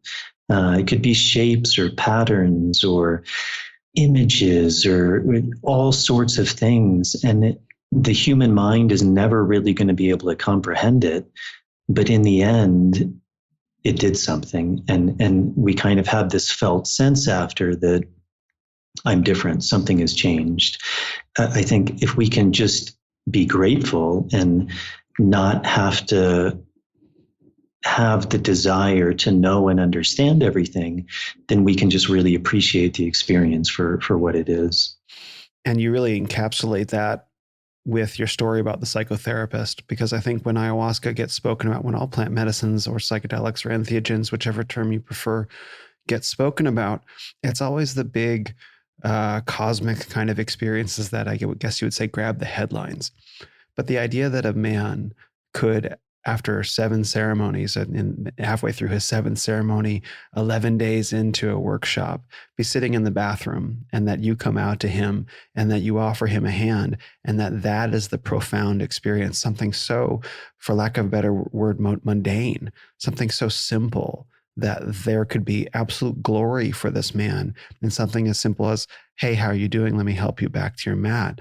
You obviously weren't going, out there in some sort of sense of spiritual fire, but you created this moment for him to have this experience of meaning. And that was as powerful for this man as perhaps someone else's cosmic vision. But that beauty can be found in such a simple human gesture like that. That is the magic of plant medicines. That is the magic of the medicine and healing path, is discovering the profound beauty in the simple. And that's all it needs to be for this man. And that can be his story. It doesn't necessarily have to be someone else's, but that it manifests in that way too, I think is really important to say. That it's not all of the big cosmic psychedelic, kind of ideas, that it's as simple as, this other human being has shown me care when I'm used to being the guy who's caring for others, that he could need that help and that he could receive that help and open himself to that help, and then experience really what it is to be cared for. And then he can radiate that back to another person or the other people, his patients, and perhaps also the people in his life as well. That's so important. Mm-hmm. Yeah, absolutely. And again, if, the really good healers or curanderos who I work with, if it's often funny, because if people come and they ask him like what is ayahuasca, or what is tobacco, or what are these plants? What are they trying to do? And they're kind of expecting often this response of like, oh, it's working in this amazing realm, and it's going to give you enlightenment and all of these things. And it's the answer is usually just very simple. Like, it's trying to make us happy. That's right. It's trying to make us, one of my favorite curanderos is a woman named Leela. She says, this medicine is trying to make you happy and laugh like we laugh. Because she's always laughing, she's, and it's something that I think really strikes a lot of people when they come down, is they're going about their lives, and the healers are usually in one house together. And most of the day they're laughing. They're in their hammock, they're talking, they're laughing. And it really strikes people, they're like, these people are happy. Mm-hmm. And it's like this foreign concept for a lot of people, that like, why they're laughing all day. Like, and I think so many of us were taught to think, life is so complex, and there's all these problems in the world. And, I think more and more we see it in the political situation. Like, it's my duty to be the advocate, the person who's, pointing out all of these things that are wrong in the world. And, I'm the good guy and everyone else is the bad guy, and I know the answers, and anyone who doesn't agree with me is evil. But it's just, it's not to say that there aren't things that need to be changed and that there aren't things in the world that are not well. But if that's where all of our focus is, where's the joy? Where's the happiness? And, it's a very different energy of me criticizing the world and pointing out everything that's wrong and approaching it from that place of fighting and criticizing and making the other people out to be wrong, as opposed to moving towards the world that I actually want to see created.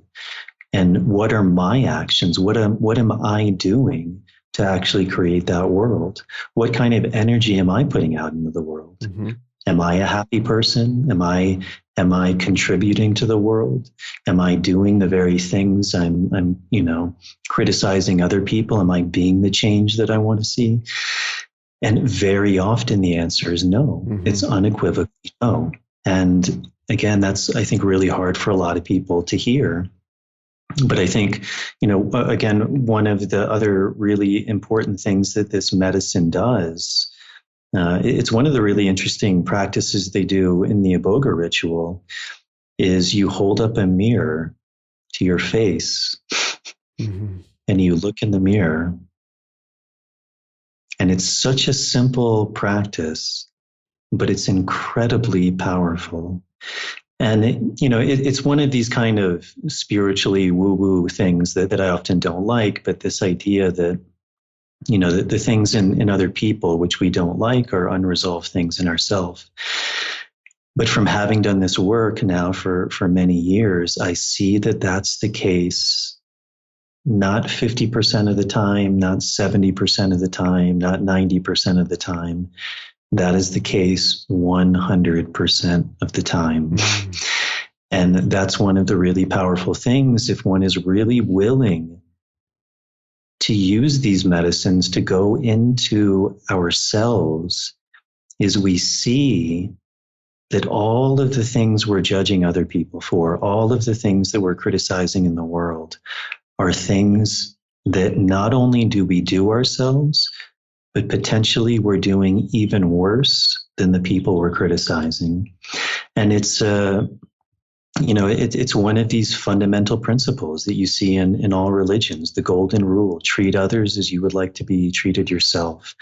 The parable of Jesus, where he says, it's easy to judge the splinter in your brother's eye, but not to see the log in your own eye. Mm-hmm. And that's very powerful, because it's easy to see the splinter in my brother's eye, but not the splinter in my own eye.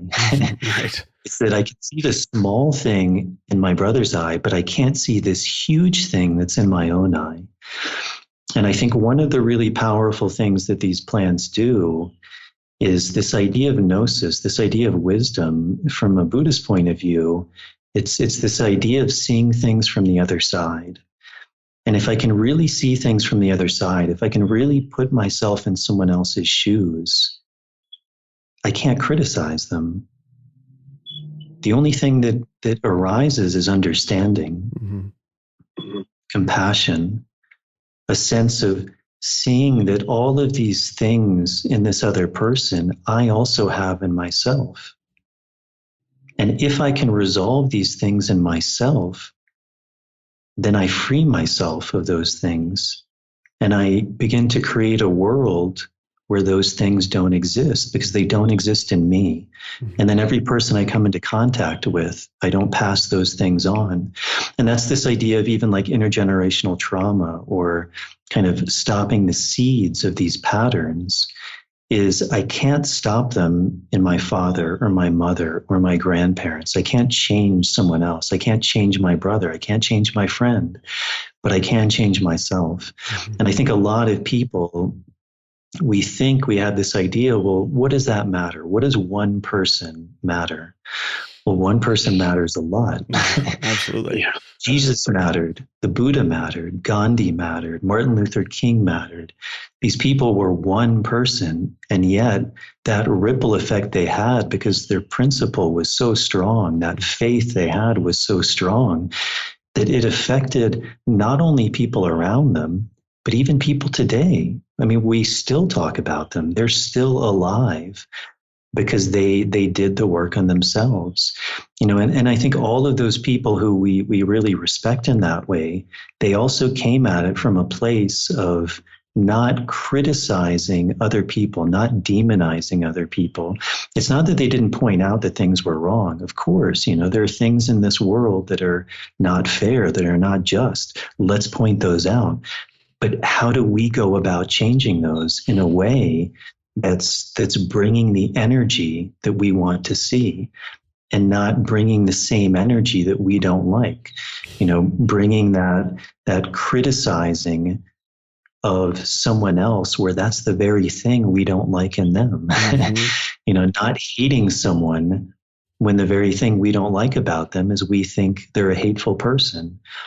Yeah, without getting too much into it, that's I think that's a really important aspect of this plant medicine, and which also makes it very challenging, because again, it's much easier to point the finger outside of ourselves.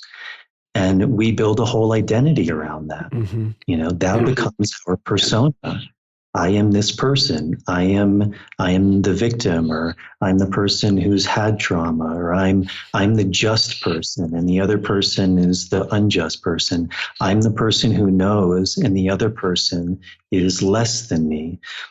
Even things that we may say are good in a way. I think J. Krishnamurti said it really good. He said even something like identifying as a particular religion, in its essence, there's an act of violence in that. Mm. Because if I say I'm a Christian, inevitably I'm making the other person out to be someone other than me. And I create a split, I create a break, I create a separateness. One of the archetypes of, I think, what these plants are pointing towards, or again, all of these spiritual paths, like yoga. Yoga means union, uni, the same thing, the joining together of these two polarities. It's this sense of merging together, of joining. And as long as I'm holding on to what we may call negative emotions, anger, jealousy, resentment, towards anything outside of myself, I'm creating a separation. There's a me now that's separate from that other person. Even these things like thinking that I'm right, or I'm superior, it inevitably makes the other person inferior. It inevitably makes the other person wrong. And that kind of energy is only going to contribute to more of that same thing. Mm-hmm. So one of the hardest things with this work is going in and again, seeing all of the areas where I'm out of imbalance, where I'm doing these things that I'm holding on and blaming the other. I saw this really, really good, it was a very short documentary about these guys who went to Gabon, and that's where Iboga is traditionally worked with. And the community came together, and Iboga is a very elaborate ritual. There's music, there's dance, there's preparation. I mean, it's like a 2-week process. Yeah. And they did this for one woman. The entire village stopped what they're doing, and they did this initiation for one woman. And the reason they did it for her is because she was jealous. Something so simple. She was jealous. She had jealousy. That was her issue, just in general. Yeah, that was her. Yeah, I don't know if it was of a particular person or, a man or something. But for them, that jealousy was a sickness, an illness that had the ability to not only destroy her, but destroy the entire community. Mm. So everyone came together and did this amazing, elaborate ritual to cure her of her illness of jealousy. Wow.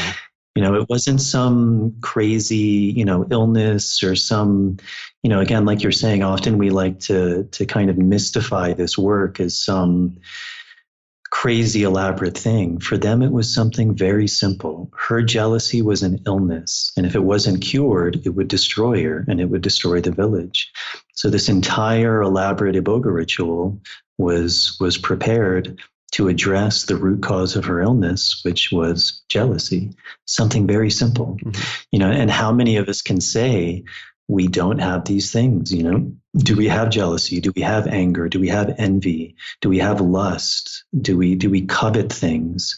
You know, again, these really simple things, that the 7 deadly sins, you know, we kind of understand that those aren't simple, but in our day-to-day lives, do we have these things? And if we do, that very well could be the root of our illness. And what these plants are trying to do is to, again, to try and clean and clear these things so that we can come back into a state of harmony.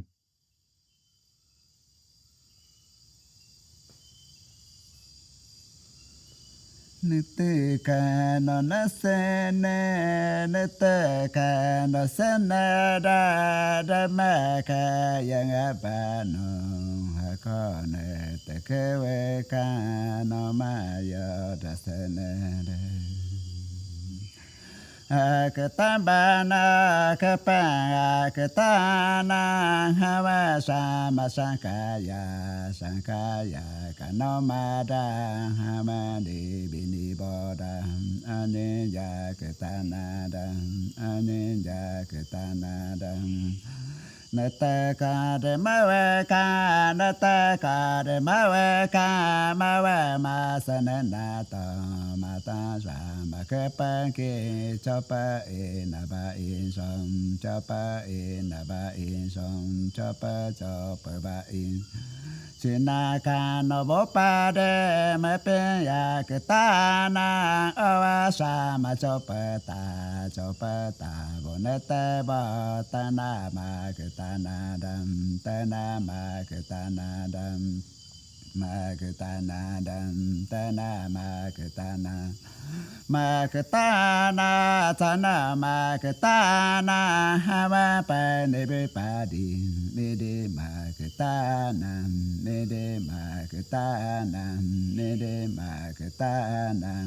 taana mabipadi ketambano akongo wenete ba chopa aketana mataya dasamabo iki dantana hoi kano mudan hoi kana dandoman sombo bano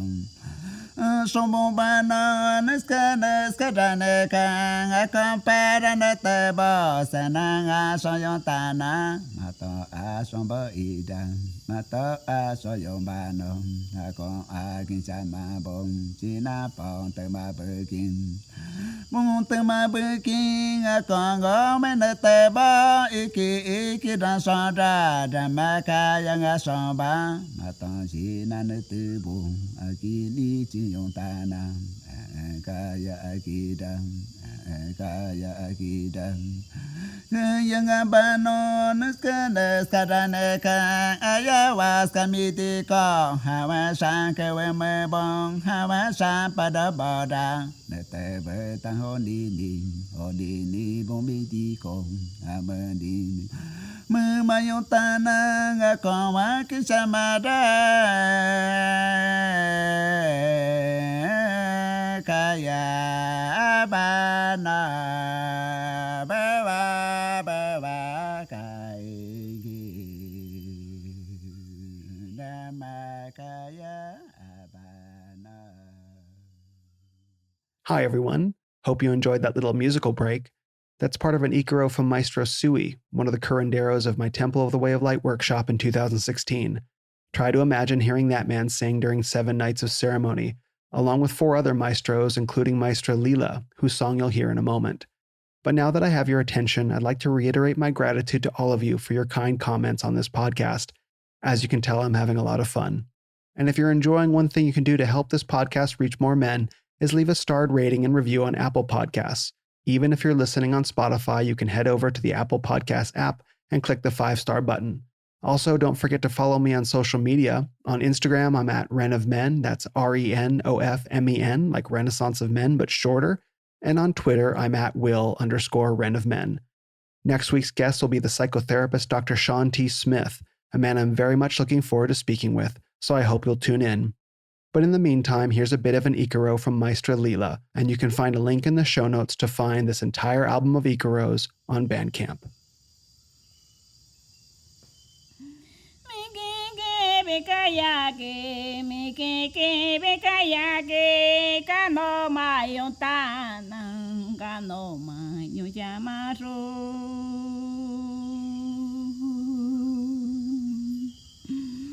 miane che yobano no mane che boeda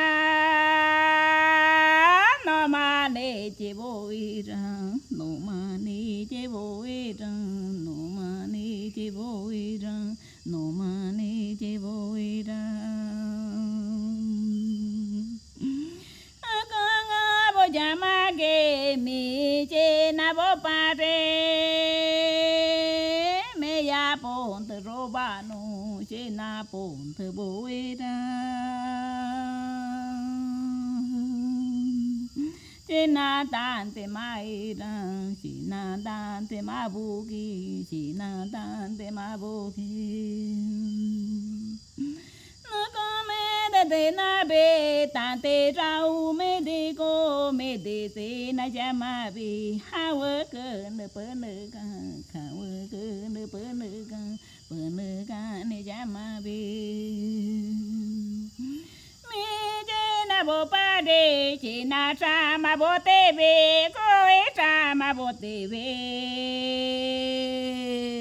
koi chama bo tebe himi chama bo tebe pono chama bo tebe bongsa chama bo tebe taka chama bo tebe taka chama bo tebe wa jamage wa jamage wa ena Raro chamani miyakaya bano ake era wage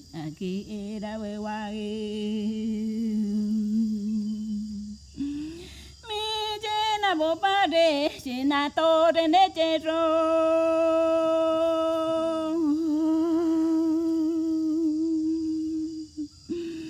Koje na baero, koje maboki, sina koje maboki, chena gewe maboki, hiwe maboki, hiwe maboki, hiwe mayo chamaro. Mi chena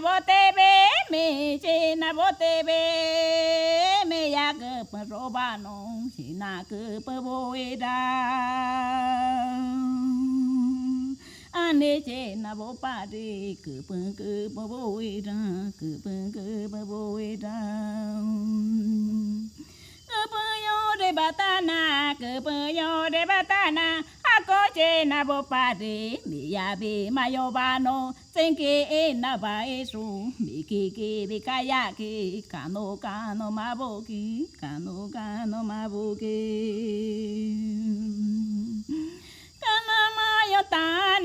Kano mayo chamato, me chena bopade, raro maboki, bene maboki. Osa maboki, osa maboki.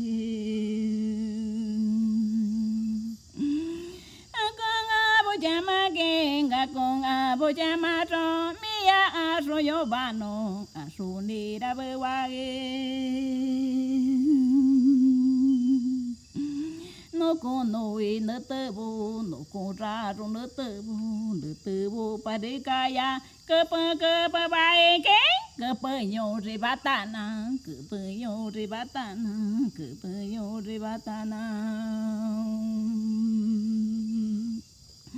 Ada magaya ge miyakaya enonga dado chamani, bene chamani.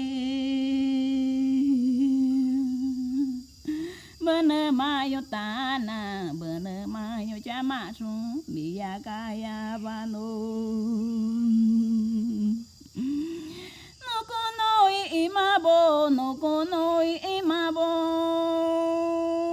kono sentabo pao yo rebatana sa chama kayake kochi kai chamana iki era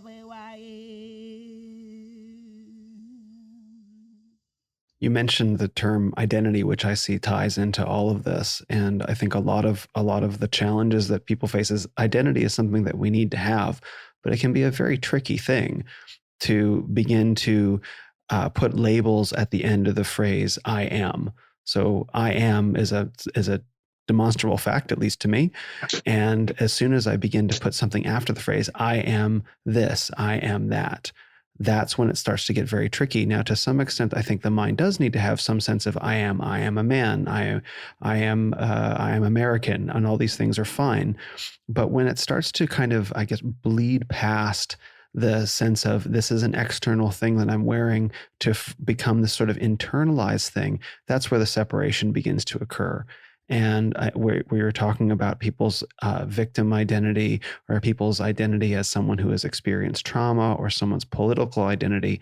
To some extent, it's difficult not to have these ideas of who we are, but then we lose sight of the fact that they are just ultimately ideas about who we are. And one of the great values of plant medicines is you are not someone who is a thing anymore. You just are, and you get to separate your sense of self and your being in the capital B way, the philosophical capital B way, from the things that have happened. There is a sense of beingness that exists in the moment, that has its own embodied experience. And then there's everything outside that has happened in the past. And we're getting to the point where language begins to be strained a little bit, but you can go with me here. I know that you know what I'm talking about. And all these things begin to get a bit of separation from the simple nature of being in a body.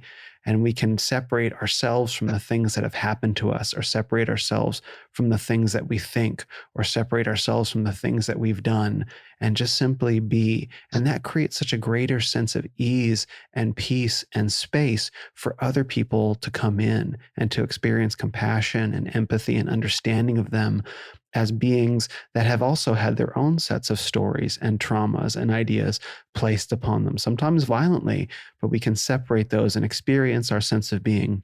And then through doing that, see other people's sense of being and begin to understand how alike we are underneath our differences. And that's so vital to happen now. And I am certainly familiar, as I know you are, with people who have taken on their political identities as a form of crusading, even people that we would agree are probably pursuing some form of spiritual path. It's like, whoa, at some point you've lost the plot.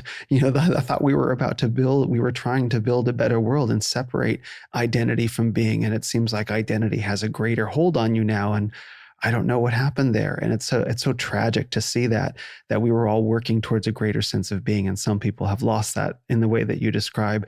The Gabonese, I think, is that the correct term? The villagers, They have a greater sense of their collective being. From this woman, it would be very easy for someone in that environment to react to this woman's jealousy and for it to fracture the whole community. But because they were able to separate themselves from the experience that they were having and look within this woman and separate her from the experience she was having, they were able to create this healing that the community needed. And wow, if we don't need more of that in our society right now. Yeah, and as you said, there's a certain point where language breaks down, and these things, they're very paradoxical in a way. But I think the Tao, the Tao Te Ching speaks of it really beautifully where they say, right in the beginning, the Tao that can be named is not the true Tao. That's right. Which is already setting it up very well. Once we begin to put it into words, we've already lost what we're talking about. But then they say, or he says, in the beginning there was the Tao, and the Tao gave birth to the One gave birth to the Two gave birth to the Three, and the Three gave birth to the 10,000 things, which is a kind of an esoteric term for all, for infinity. And I think that's really powerful, and I think in a way that expresses a bit of the paradox that we're in as human beings, that sometimes you hear it in Vedic philosophy that, in the beginning there was Brahman, the absolute. But in order to experience life, again, there has to be a duality. There has to be a polarity. Day categorically does not exist without night. No thing exists without its opposite. A man does not exist without a woman. A woman doesn't exist without man. we live in a world of polarity. That's what makes the universe made manifest. And so that's a beautiful thing. Without duality, there is no life. But with that, there's duality, which means for happiness, there's also sadness. For beauty, there's also ugliness. These things don't exist. They need their opposite to be in existence. And so it's often spoken of, one of the ways it's described is the world of form and the formless void. And that essentially we all come from the formless void, much like waves in the ocean. Each of us is a unique wave, a unique manifestation, but we're all part of this ocean. And so, as you were saying, identity, it's essential. It's what allows us to experience this world in all of the beauty and all of the ugliness. It allows us to experience there's me and there's something else. And that allows me to experience. It allows me to actually exist. There's an I that's separate from you or this table or this microphone. And that's an amazing thing because that allows experience, that allows life to be made manifest. And so in the world of form, I'm a man. That's a reality. I come from the US. That's just a reality. None of these things are inherently good or bad. They just are. We're all born into a unique body, a unique time, a unique place. And so I think a lot of our suffering comes from, as a really beautiful woman says, her name is Byron Katie. She says, when you fight reality, you lose, but only 100% of the time. Yep. And that's reality.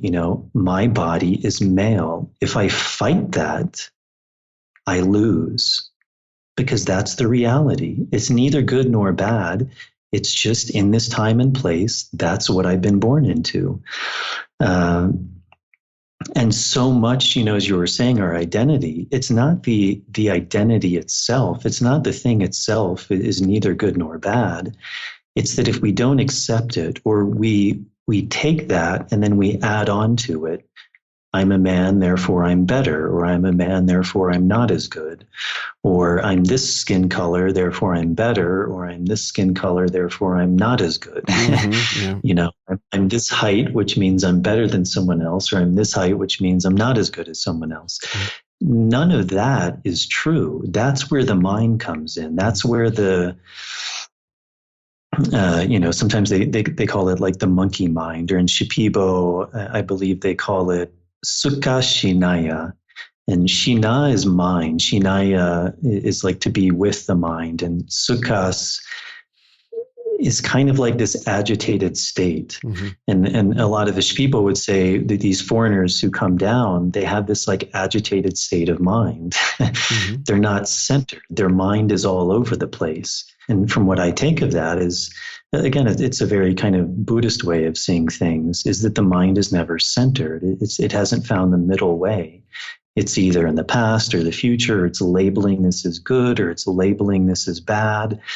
I don't have enough of this. I have too much of this. And this is the world of the mind.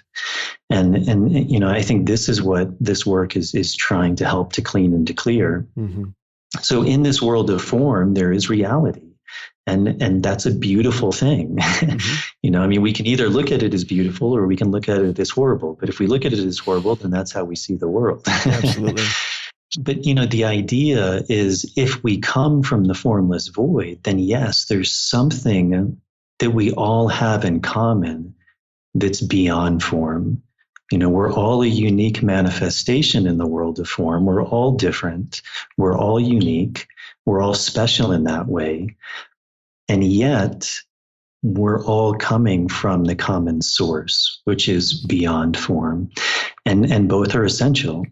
Again, even those two, duality and non-duality, don't exist without each other. That's right. They need each other. Yeah.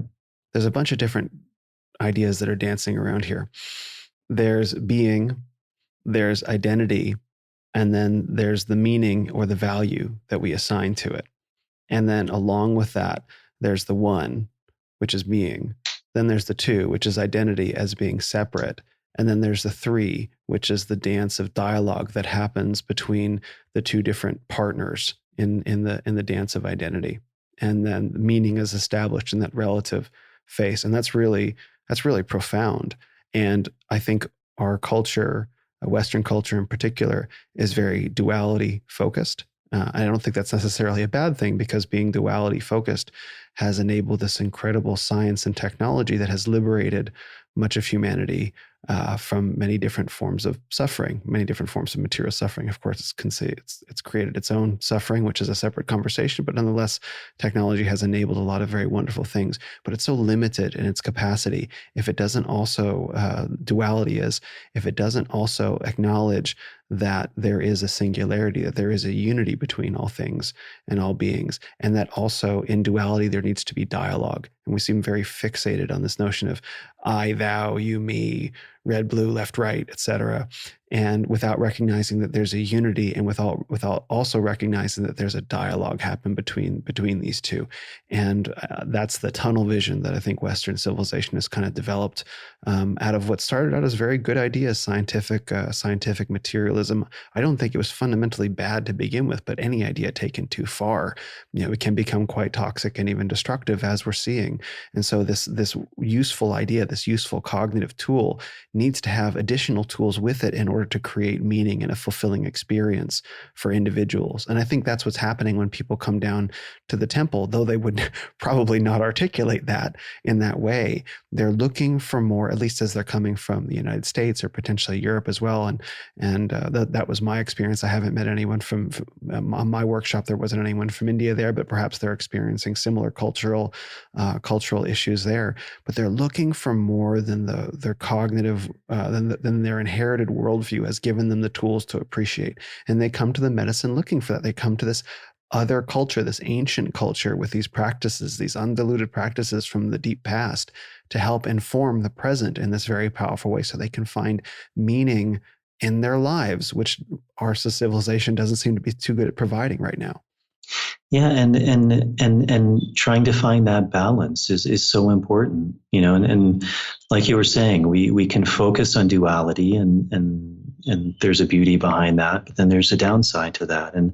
But then we can also get in the other direction, focusing on the 10,000 things, which there's a beauty in that, but then maybe forgetting the duality. And like, for example, like a lot of, gender issues seem to be coming up these days. But if we look at it from that angle, again, duality is inherent to life, polarity, and everything there is a polarity. And that's just reality. That's literally what creates reality, is the polarity. Mm-hmm. So in that way, there is man and woman. That's how life is created. The man has the semen, and the woman has the seed, the egg. And when those two things are combined, life is created. Now, as the Tao was saying, from duality comes three, from three into the 10,000, the infinite things. So from that polarity of man and woman, black and white, up and down, then we can have infinite shades of gray. And in that spectrum, there is infinite possibility. But again, it's a balance. How do we balance the infinite possibility, which there is, but again, balance that with the inherent duality that makes life possible? And neither one nor the other is true in an ultimate sense, or more true than the other. They're equally as true. There's the duality and there's infinity.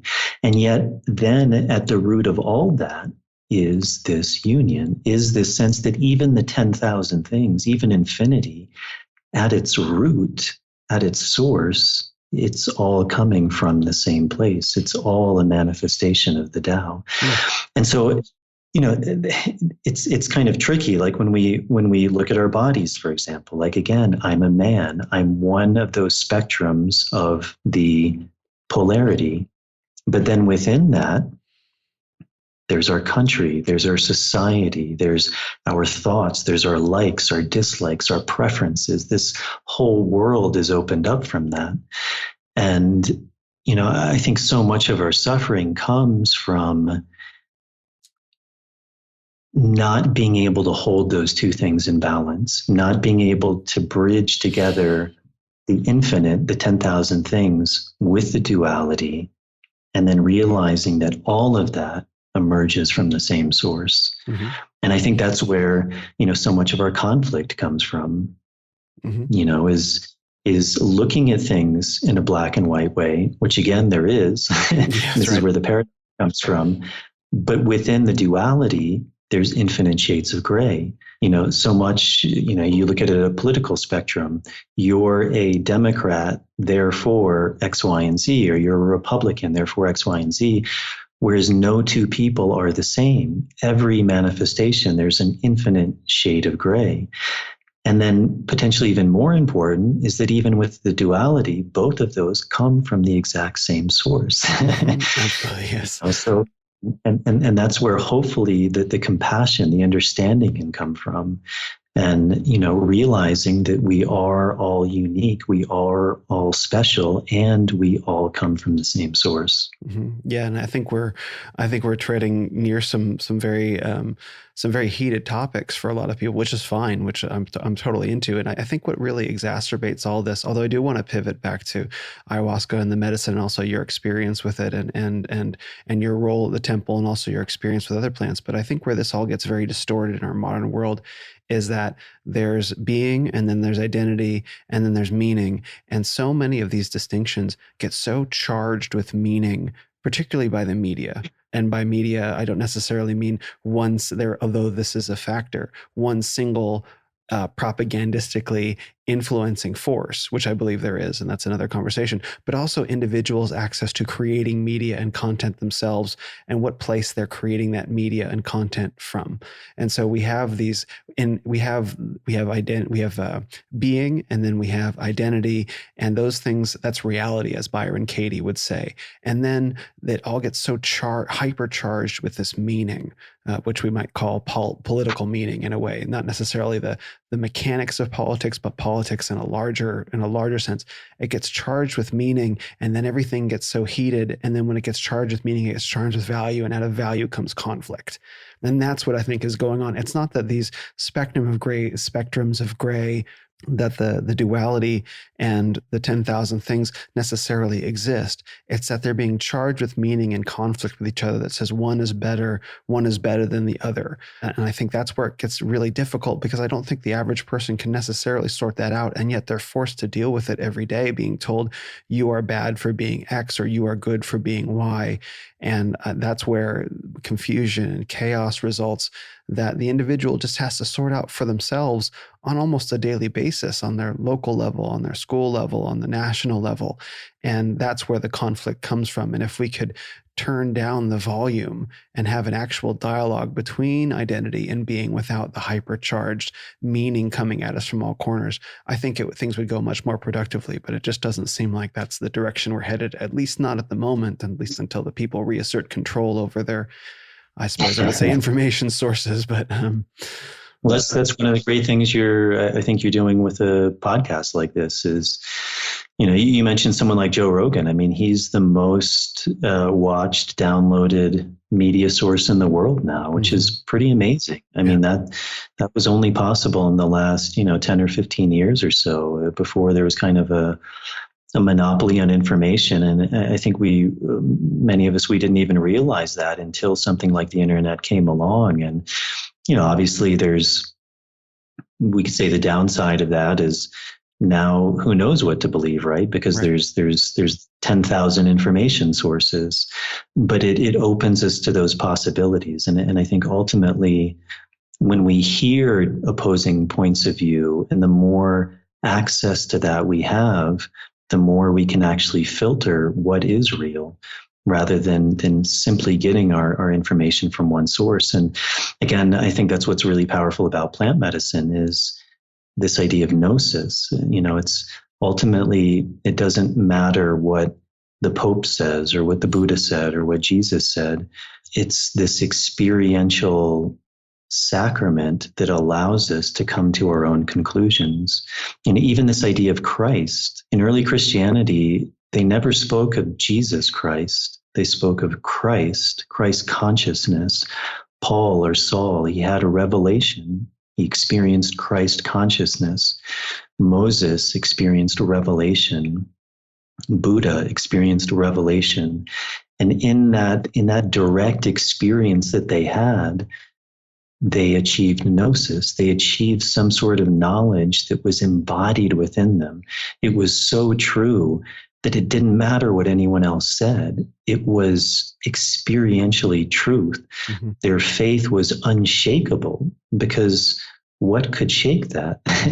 Essentially they, if you want to use this word, they had experienced revelation from God, from source. Mm-hmm.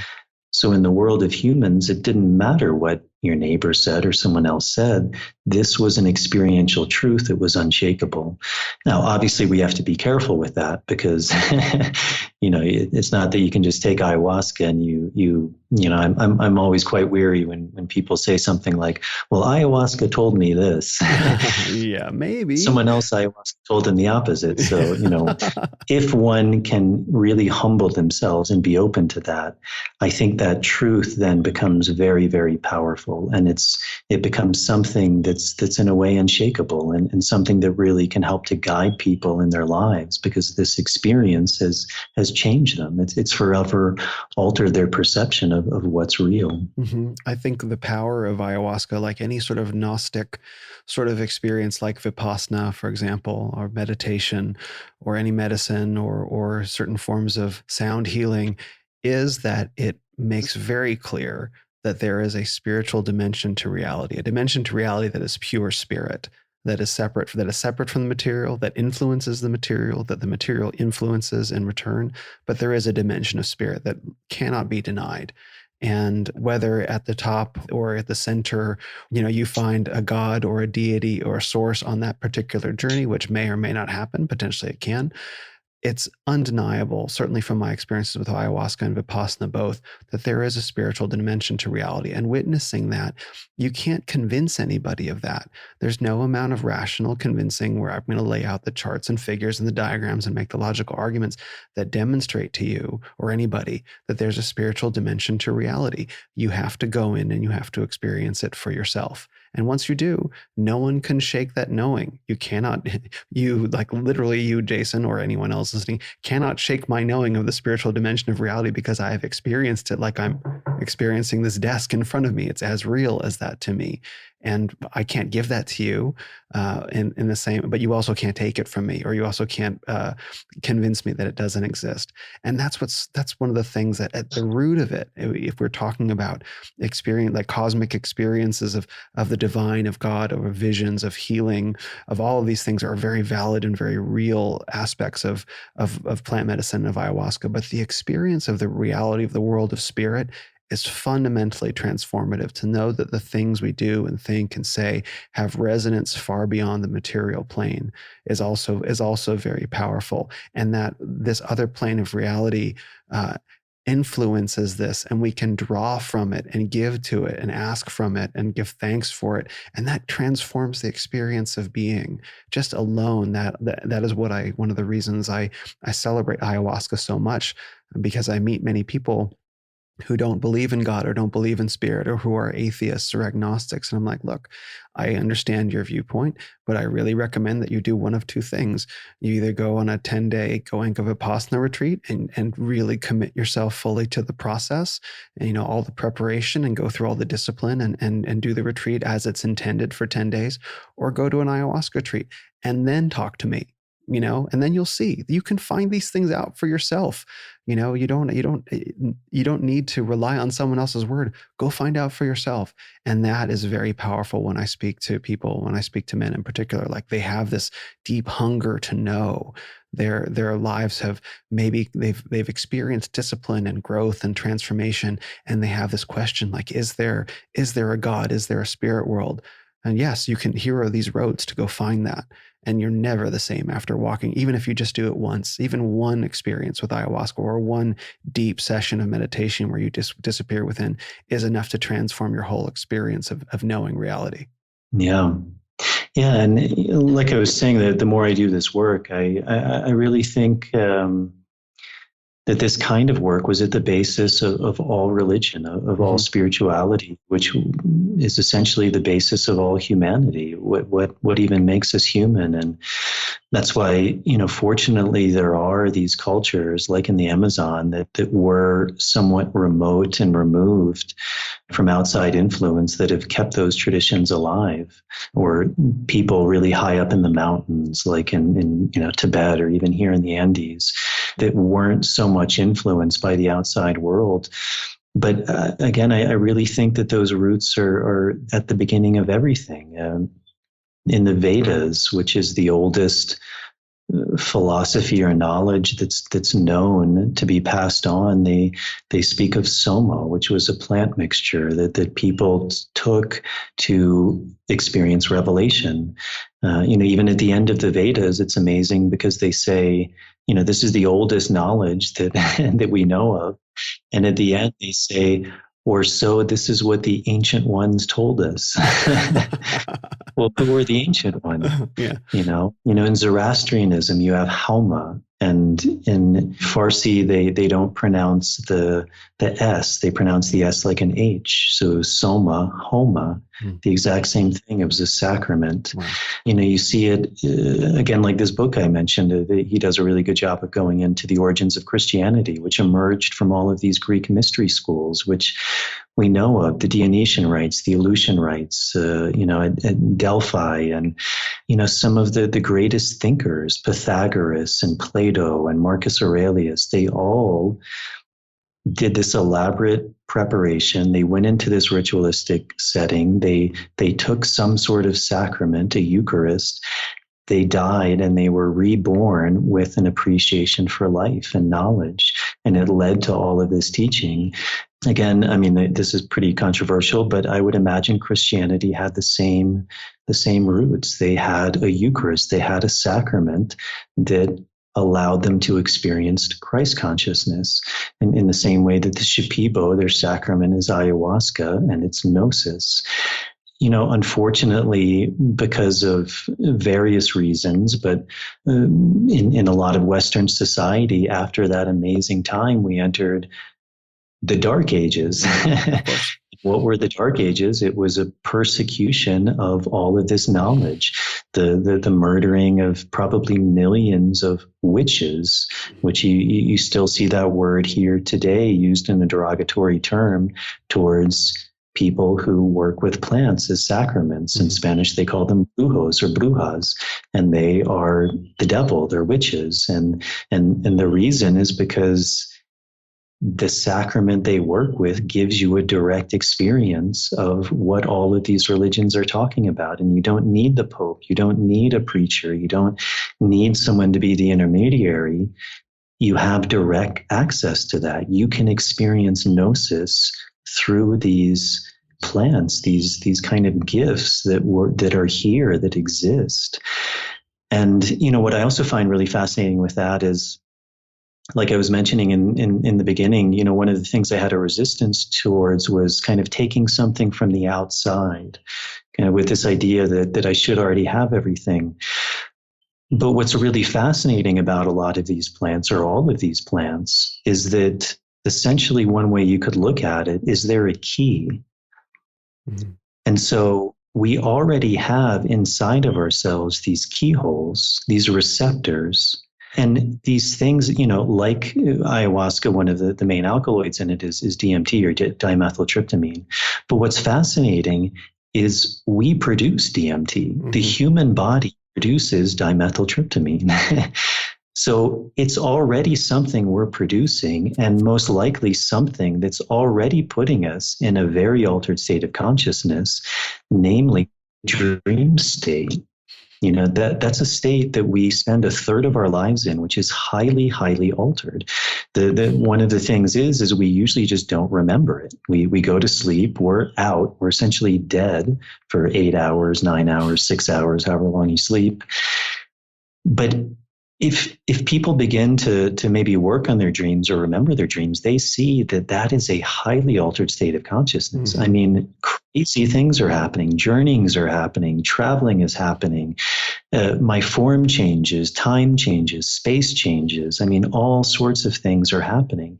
And essentially, that's what this plant work is doing, is it's putting us into that dream state. But in a way, we have one foot in the dream space and one foot in this reality. And in that way, it's very profound because we're able to navigate that space. And what we take, we can bring back. But yeah, just, again, it's something that I think some of the cultures we come from, and especially more and more, most of the cultures we come from, we've lost these traditions, but that essentially these traditions are at the root of all humanity. And I think that's why we're also seeing more and more a lot of these ailments that we don't necessarily have the answer for, is because it's coming from this lack of connection to spirit. And again, that word can maybe be triggering for some people, right. But this connection to something that's beyond our rational mind, something that again has to be experienced, as you said. No book is going to teach it to us, no lecture or internet series or pontificating and arguing with people one way or the other is going to give us that answer. It's something that has to be, even in Christian terms, it has to be seen. The realm of God has to be seen. We have to open our eyes to be able to see it.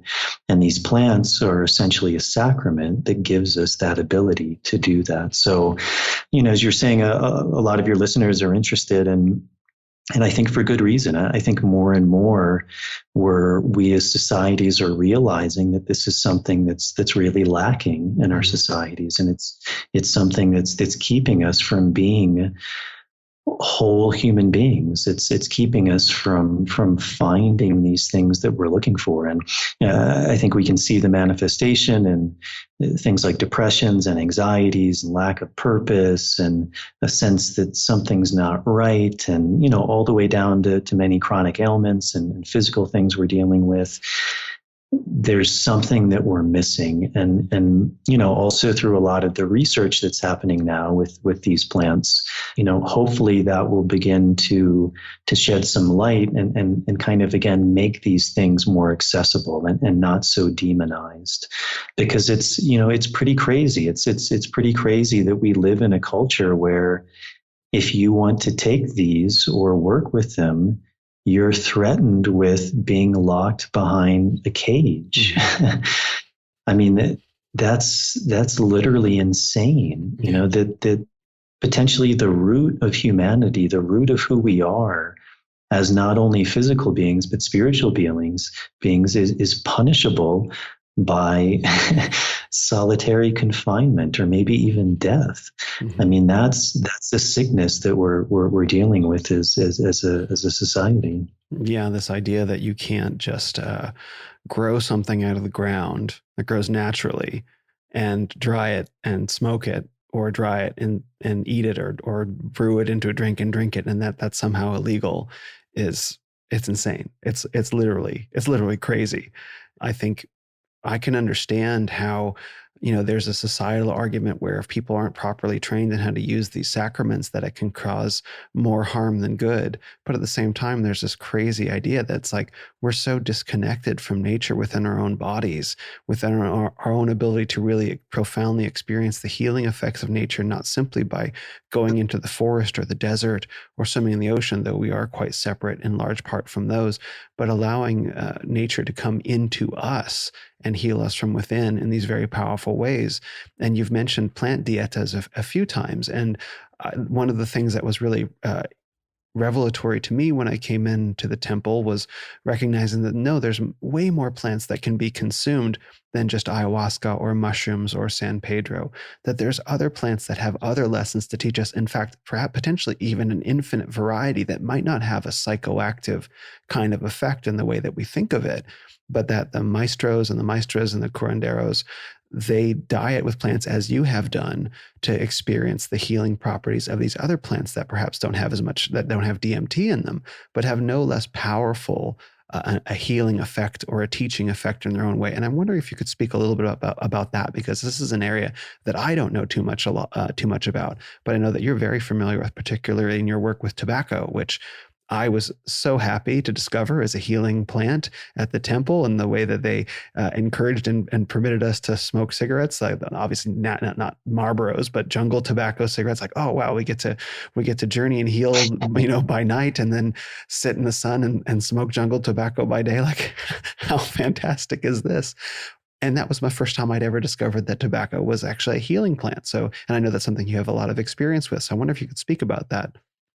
Yeah, so the idea of a dieta, it's not to be confused. I mean, it literally translates as diet, but it's not to be confused with like I'm becoming vegan, or yeah. I'm giving up dairy or something. It's this idea of again, kind of like this ritual or ceremony of going into a particular point in your life where you isolate and you fast. And you're alone.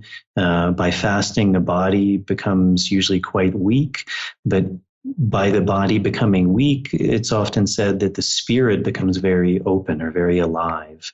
If you've ever been really sick, or maybe you've had the flu, obviously your body is struggling, but there's often kind of an awareness, or that the consciousness is very open and very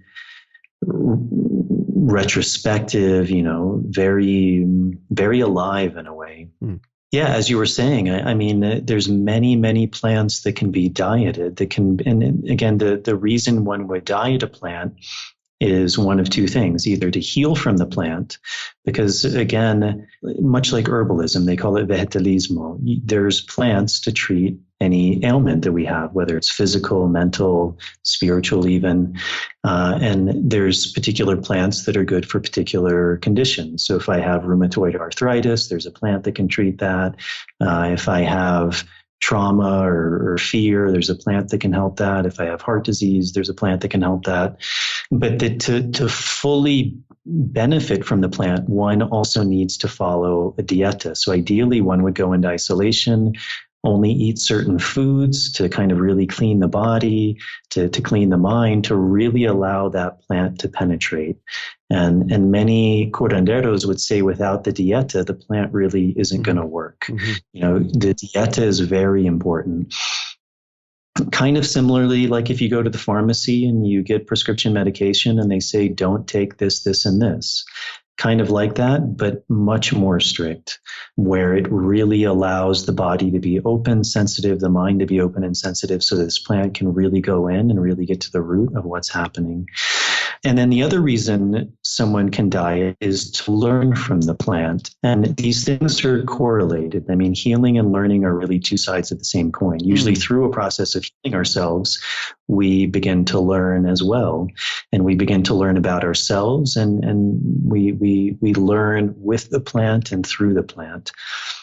Often a lot of those teachings come in the dream space, even because we are weak and isolated, kind of even during the day, we're in more or less of a dream space, kind of a long daydream space. So these plants really have an ability to teach. Now, usually these plants, if it's for a learning diet, the plants would be also administered with what we would call one of these master plants, like ayahuasca or tobacco. And that essentially the idea is the ayahuasca or the tobacco is opening us, is kind of opening our vision or opening our consciousness, so that kind of local language, so that the spirit of the plant can connect with us, so that we're able to learn from the plant. And again, usually that learning comes through the dream space or the daydream space. And that's the process that one would use to heal themselves of certain ailments. And it's also the process that one learns to become a curandero, to become a healer, is through doing a number of diets. And through that process, they learn how to work with plants. They potentially learn songs or icaros. That maybe they learn how to work with their hands to heal.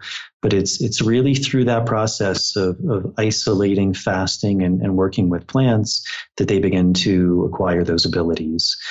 So that's the process of dieting. And yeah, you mentioned tobacco. I mean, tobacco, like many of these plants, tobacco can have a bad reputation, much like coca or cocaine. Here in Peru, ayahuasca has a really bad reputation because also it was demonized. So even today, sometimes if I mention ayahuasca to maybe a certain class of people in Lima or something, they wouldn't want to talk to me because I'm be like the devil or an evil person, a witch, essentially. So all of these plants have bad connotations. Most of that comes really from some form of discrimination.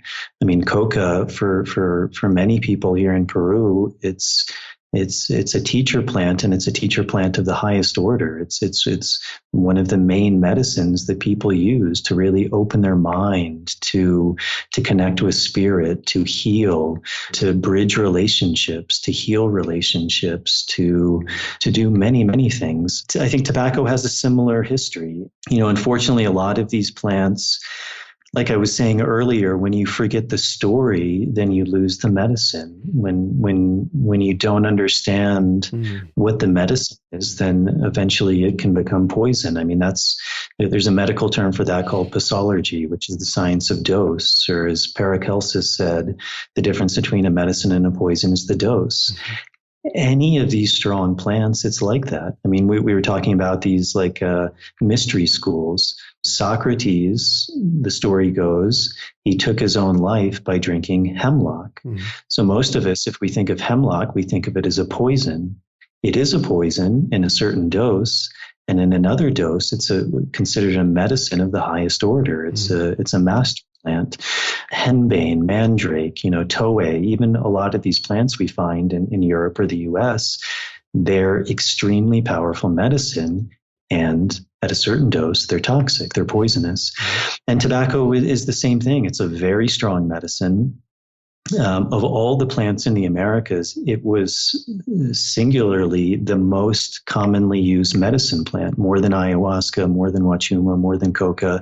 It was used all the way from the southern tips of South America, all the way up to a lot of the Inuit of Canada. I mean, even where they couldn't really grow many crops, they had trading networks for one plant, and that plant was tobacco. So I doubt they were putting all of this effort and trading into some plant that, was just this nice thing that they, took some comfort in smoking.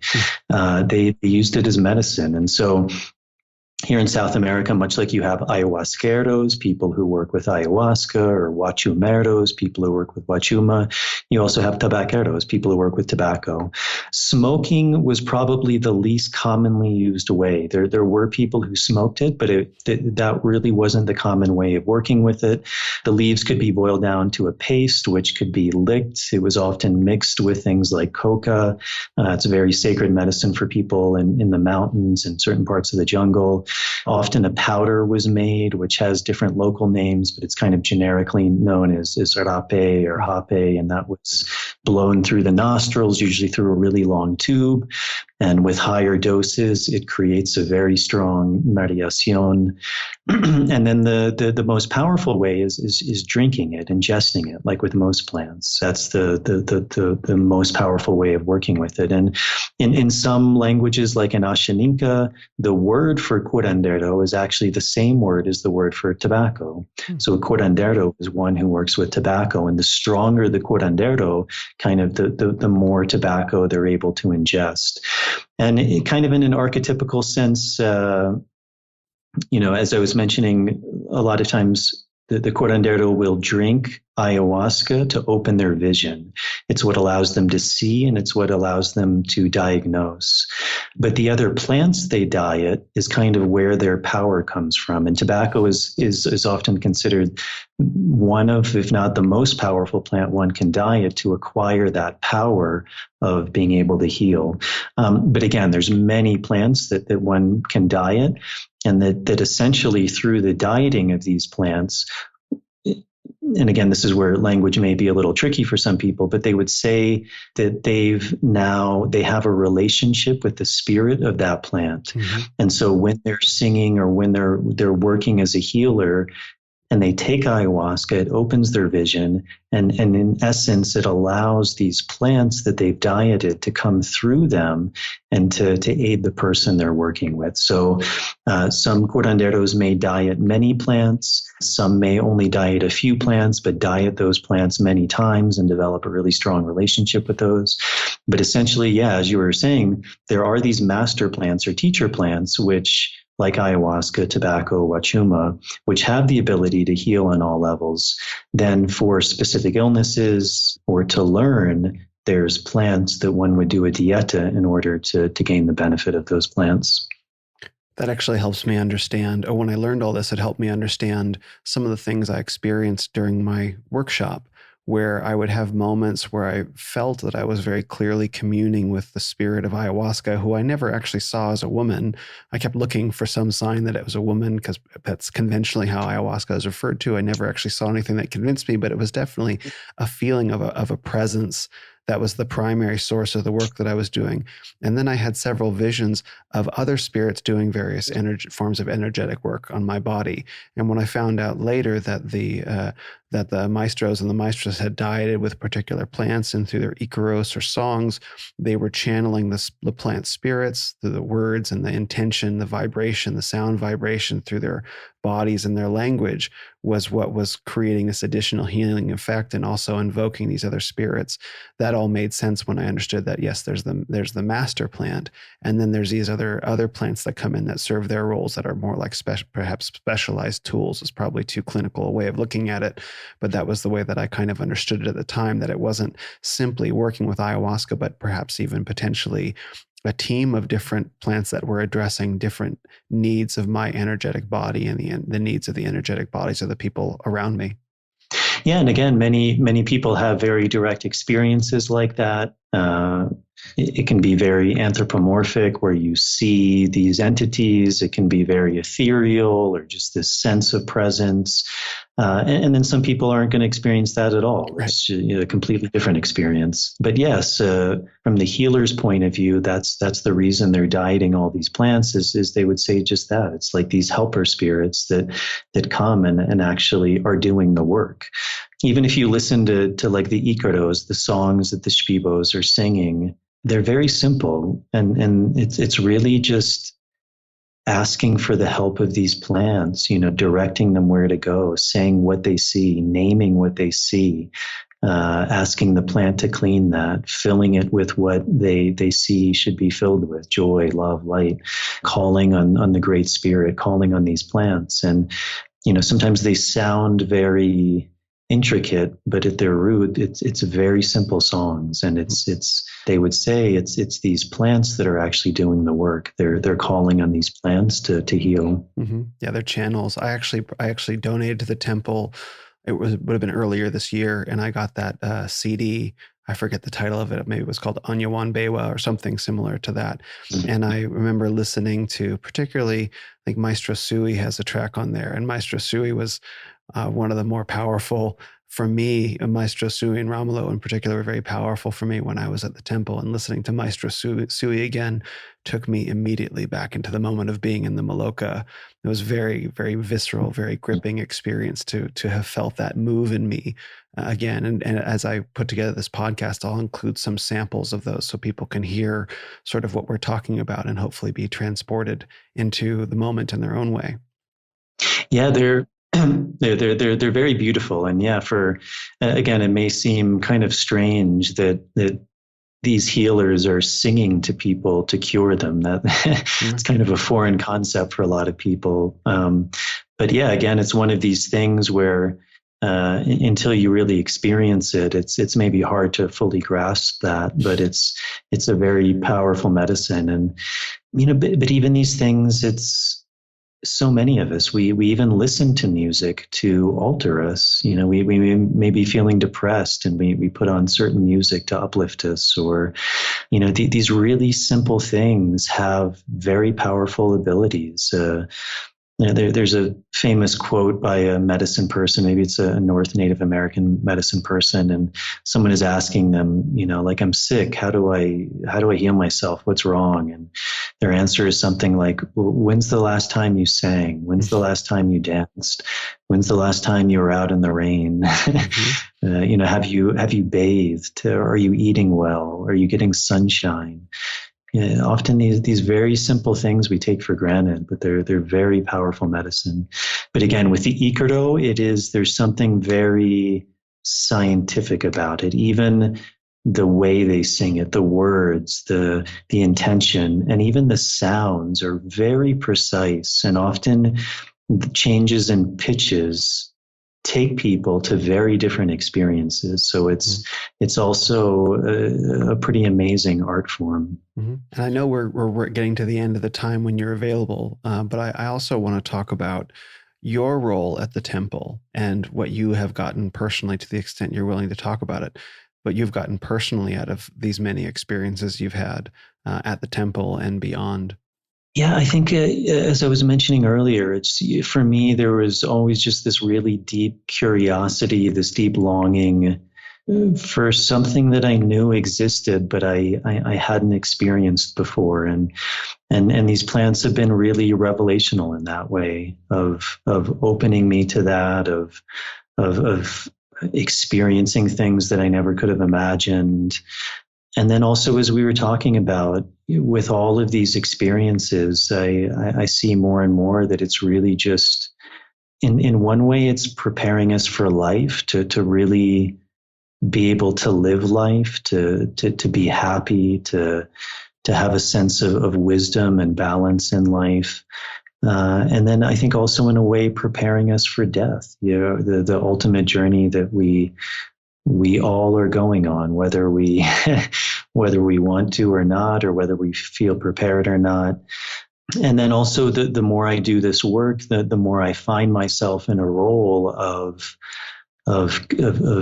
being a guide or being a doctor in some sense, and helping other people in their own journeys, which isn't necessarily something I saw myself doing or I wanted to do, but it's just kind of become a natural progression of the more I do this, perhaps the better prepared I am to aid in people doing the experience that I've gone through. And, I think a lot of these processes are really initiatory experiences that one emerges from that.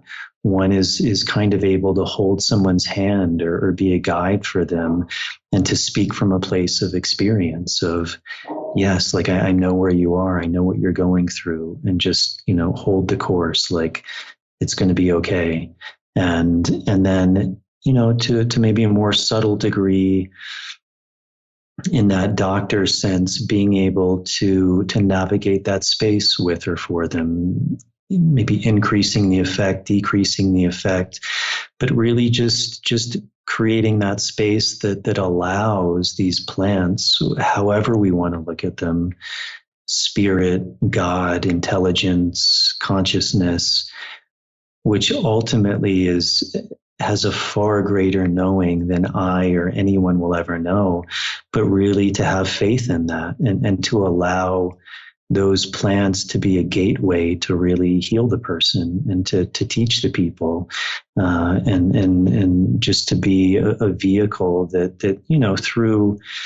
through now years of working with many people, I slowly am able to be able to hold that space in a way that hopefully allows people to go deep into that process, and to have their own experience, and to allow these plants to work their magic in a way, to teach. And because I think it's something we all have access to, and almost in a way it's like a birthright of us. I mean, kind of from an American point of view, it's not the government who gives us our freedoms. Mm-hmm. Our freedoms are birthright, our God-given right to life, liberty, and our pursuit of happiness.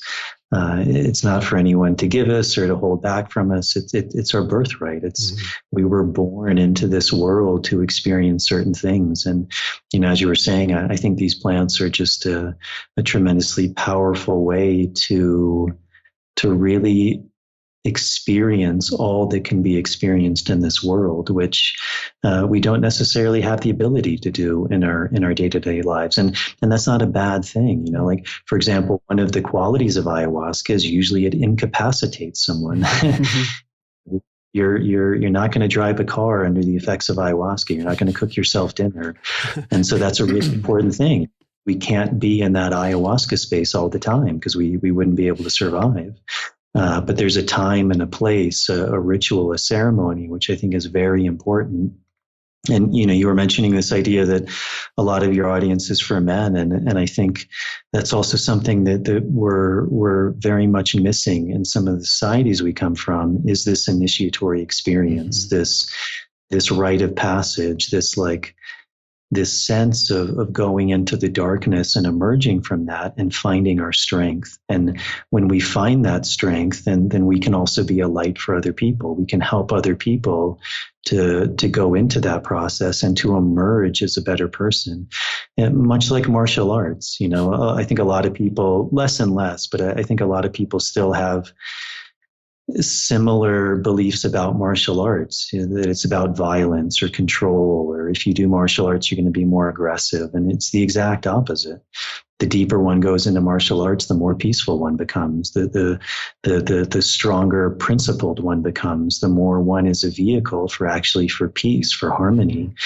And I think these plants have a tremendous ability to help us and really to change us. So that's kind of the role I find myself in. My friend Claude puts it really way. He calls himself a bridge keeper, and I think more and more that's kind of a role I find myself in. Much like I think how like the Greeks looked at a lot of knowledge that or even like the basis of our liberal arts education is really bridging all of these things together, because I'm not Shipibo, and I don't want to be a Shipibo. Like I have a tremendous respect for the culture, and I've gained a tremendous amount of it. And how do I take that and things from my culture and things I've learned from other cultures and really bridge that to create something new. And there's another guy who I work with. I mentioned this guy in the Colombian Amazon, and he talks about that this is the time of the Diro Amasa, and it's this new kind of breed of people who are trying to build a new Maloka. And a Maloka is the traditional ceremonial space. It's also the space that people live in. And the idea isn't that one culture has all of the answers. The idea is that these new people are creating a new Maloka and bringing in the medicines from all four directions, bringing in the medicine from the north, the south, the east, the west, that all of our cultures have medicine. And how do we take that medicine and how do we bridge it together to create a new Maloka that serves all of humanity? And where and how that path leads, I still don't know, but I sense it's something around that. Absolutely. That was one of the biggest learnings from my travels, because when you and I met about 4.5 years ago, when I came through the temple, I had just started a 4-year journey around the world. And in that time, I visited, a dozen or more countries after that, spending a lot of time in each one. And it became really apparent to me that all these different countries of the world need to exist in dialogue with each other. They have so much to say to each other, and the cultures have so much to say, and some cultures are better at some things than others. And that's okay, in the same way that any two individuals are good at some things versus the other. We're talking about identity and being. We are one human family, one human being, I guess you would say. And at the same time, we are still different, and we need to learn to speak to each other. And to hear that when I was there, it was primarily Americans on my workshop, and maybe there was one guy there from Germany or Russia. But to hear that now people are coming from India and perhaps even further abroad to the temple, or at least were for a while, is really encouraging to me, because I think it's a meeting space that's equally foreign from everyone. It would be just as different for a man from India or a woman from Japan or from Africa or from America or Europe to come to Peru and experience this ancient culture. They're all traveling the same, I guess you might say, cultural distance to this meeting ground that's different from all of them and has so much to offer each of them individually. And I think that's very powerful. Yeah, absolutely. And I think that's the hope for humanity and for a lot of the ailments we're dealing with, and the politics and just the nature of human mind. The things that cause us suffering and separation is bringing people together, bringing traditions together. And bringing people together and creating spaces that allow that to happen. Because all war starts from the same place, and it's looking at people as other, and better than, worse than, and I think creating these spaces where we go beyond that, and we go beyond the differences, and we tap into something that puts us into that space of source. As you saw from your time at the temple, it doesn't matter where people come from or what their backgrounds are. The only thing people are left with in general is just a tremendous sense of compassion and companionship and a togetherness. So, can you talk a little bit about what's happening in Peru and with the temple right now, with the worldwide shutdown, and maybe how people can help contribute to the work that's going on there while things are just ramping back up, hopefully? Yeah, well, ever since I think mid-March, Peru went into a very strict lockdown. I think it was some people say the most strict in the world.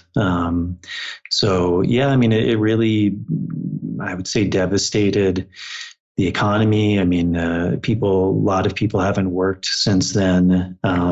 Things do seem to be opening up. They've recently opened up some international flights, so things do seem to hopefully be opening up again, but again, who knows what the future holds.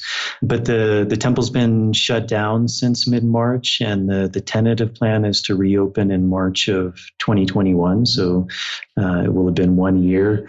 But even that's tentative. I mean, it might even be pushed back a few months after that. I think like everywhere in the world, there's just a lot of uncertainty. But hopefully this passes and things do begin to get back to a stage where these medicine centers can open and can function. I think without revealing too much, obviously it's been a struggle, because if anyone knows living in the jungle, I mean, the jungle destroys everything. It's just a constant process of birth and death and eating things, and so obviously keeping that infrastructure going while not having any capital coming in is very challenging. So I think when the temple does reopen, it's only going to be a 12-day workshop, 6 ceremonies, 4 maestros, which is a change from before, where there was 3 different options. People could come for a 12-day, a 9-day, or a 23-day. But the idea is just to concentrate all the resources in one center. And but I think actually the workshops, once the temple reopens, are going to be as good, but I think even probably better than ever. And hopefully that's the case for all of Peru and for this whole region, that people are able to come and really experience these plants, which are so important. And as you've seen, and certainly from my experience working there, it's really touched and changed the lives of countless people. So hopefully it continues.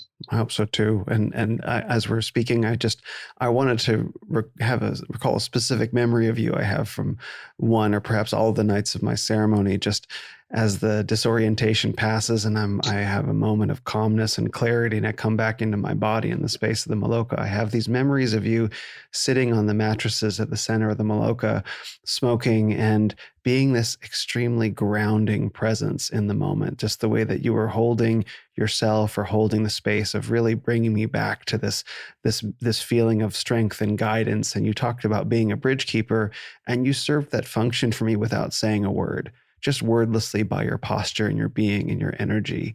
And I remember that very vividly now as we're speaking. And I do hope that you're able to provide that for more men and more women as work begins to ramp up again, because it's so profoundly needed.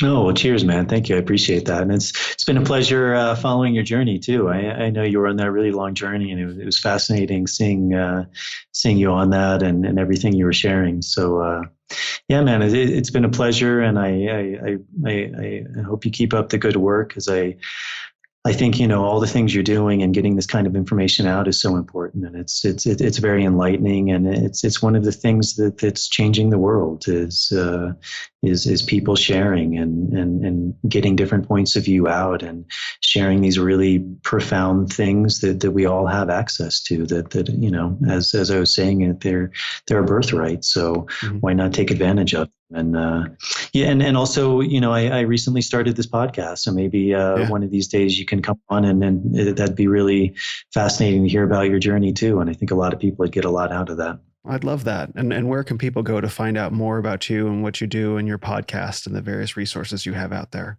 Yeah, so I work at two places, and the kind of the idea, although with COVID, who knows what's going to happen. But the idea is splitting my time. So I work at the Temple of the Way of Light, which is an ayahuasca healing center. So dividing my time between there and the Sacred Valley here in Peru, where I work with a friend of mine running tobacco and tree dietas. We were trained in this tradition of working with tobacco and trees. So we offer dietas for people to heal or to learn from that system, which is quite powerful. So they can find me at either the Temple of the Way of Light or here in the Sacred Valley. And then during the pandemic, I had wanted to start a podcast for a long time, but I never really had the time. Often doing this work, it's pretty intense, 16, 18-hour days, 7 days a week. But with the shutdown, I had a lot of time. Unfortunately, the signal wasn't too good in the jungle, but being up here in the valley, it's a little bit better. The podcast is called The Universe Within. There's a YouTube version, and then it's on all the major platforms, Apple Podcasts, Spotify. And the idea behind it is really to give voice to the people doing this work day in and day out, the curanderos, the healers, the doctors, the facilitators, the teachers, the people who've started these centers, to really just give them voice. And I think as this work spreads, it's really important that people have a chance to hear from the people who are really deeply immersed in this work about what's really going on. And, a lot of these people just have so much wisdom to share. And so hopefully people can get a lot out of that.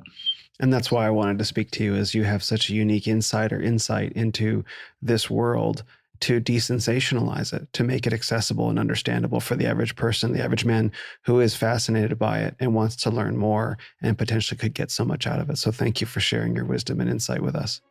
Yeah, man. Well, it's been my pleasure. Thank you for having me on. And it's great to see you. It's been a long time. I can't believe it's been 4 years, but I guess it makes sense. Thanks for listening to this episode of the Renaissance of Men podcast. Visit us on the web at renofmen.com or on your favorite social media platform at Ren of Men. This is the Renaissance of Men. You are the Renaissance.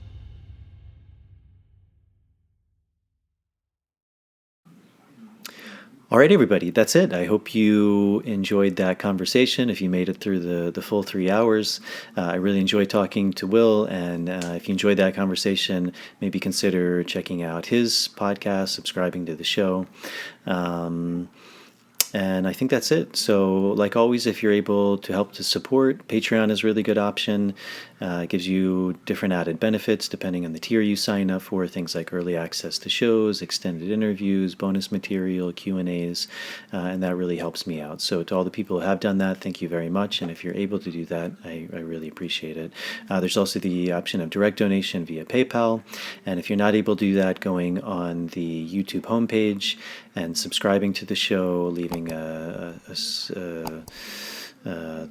turning on the notification bell and liking the video, and then with Apple Podcasts, subscribing to the show and leaving a starred rating and a review. That really helps with the algorithms to get this show out to a bigger audience. So that's it. I'm not exactly sure the order of the next few episodes, but I'm hoping to have my friend Richard on.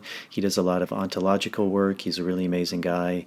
So that should be a really good episode. Also, my friend Irene, I think, will be coming on.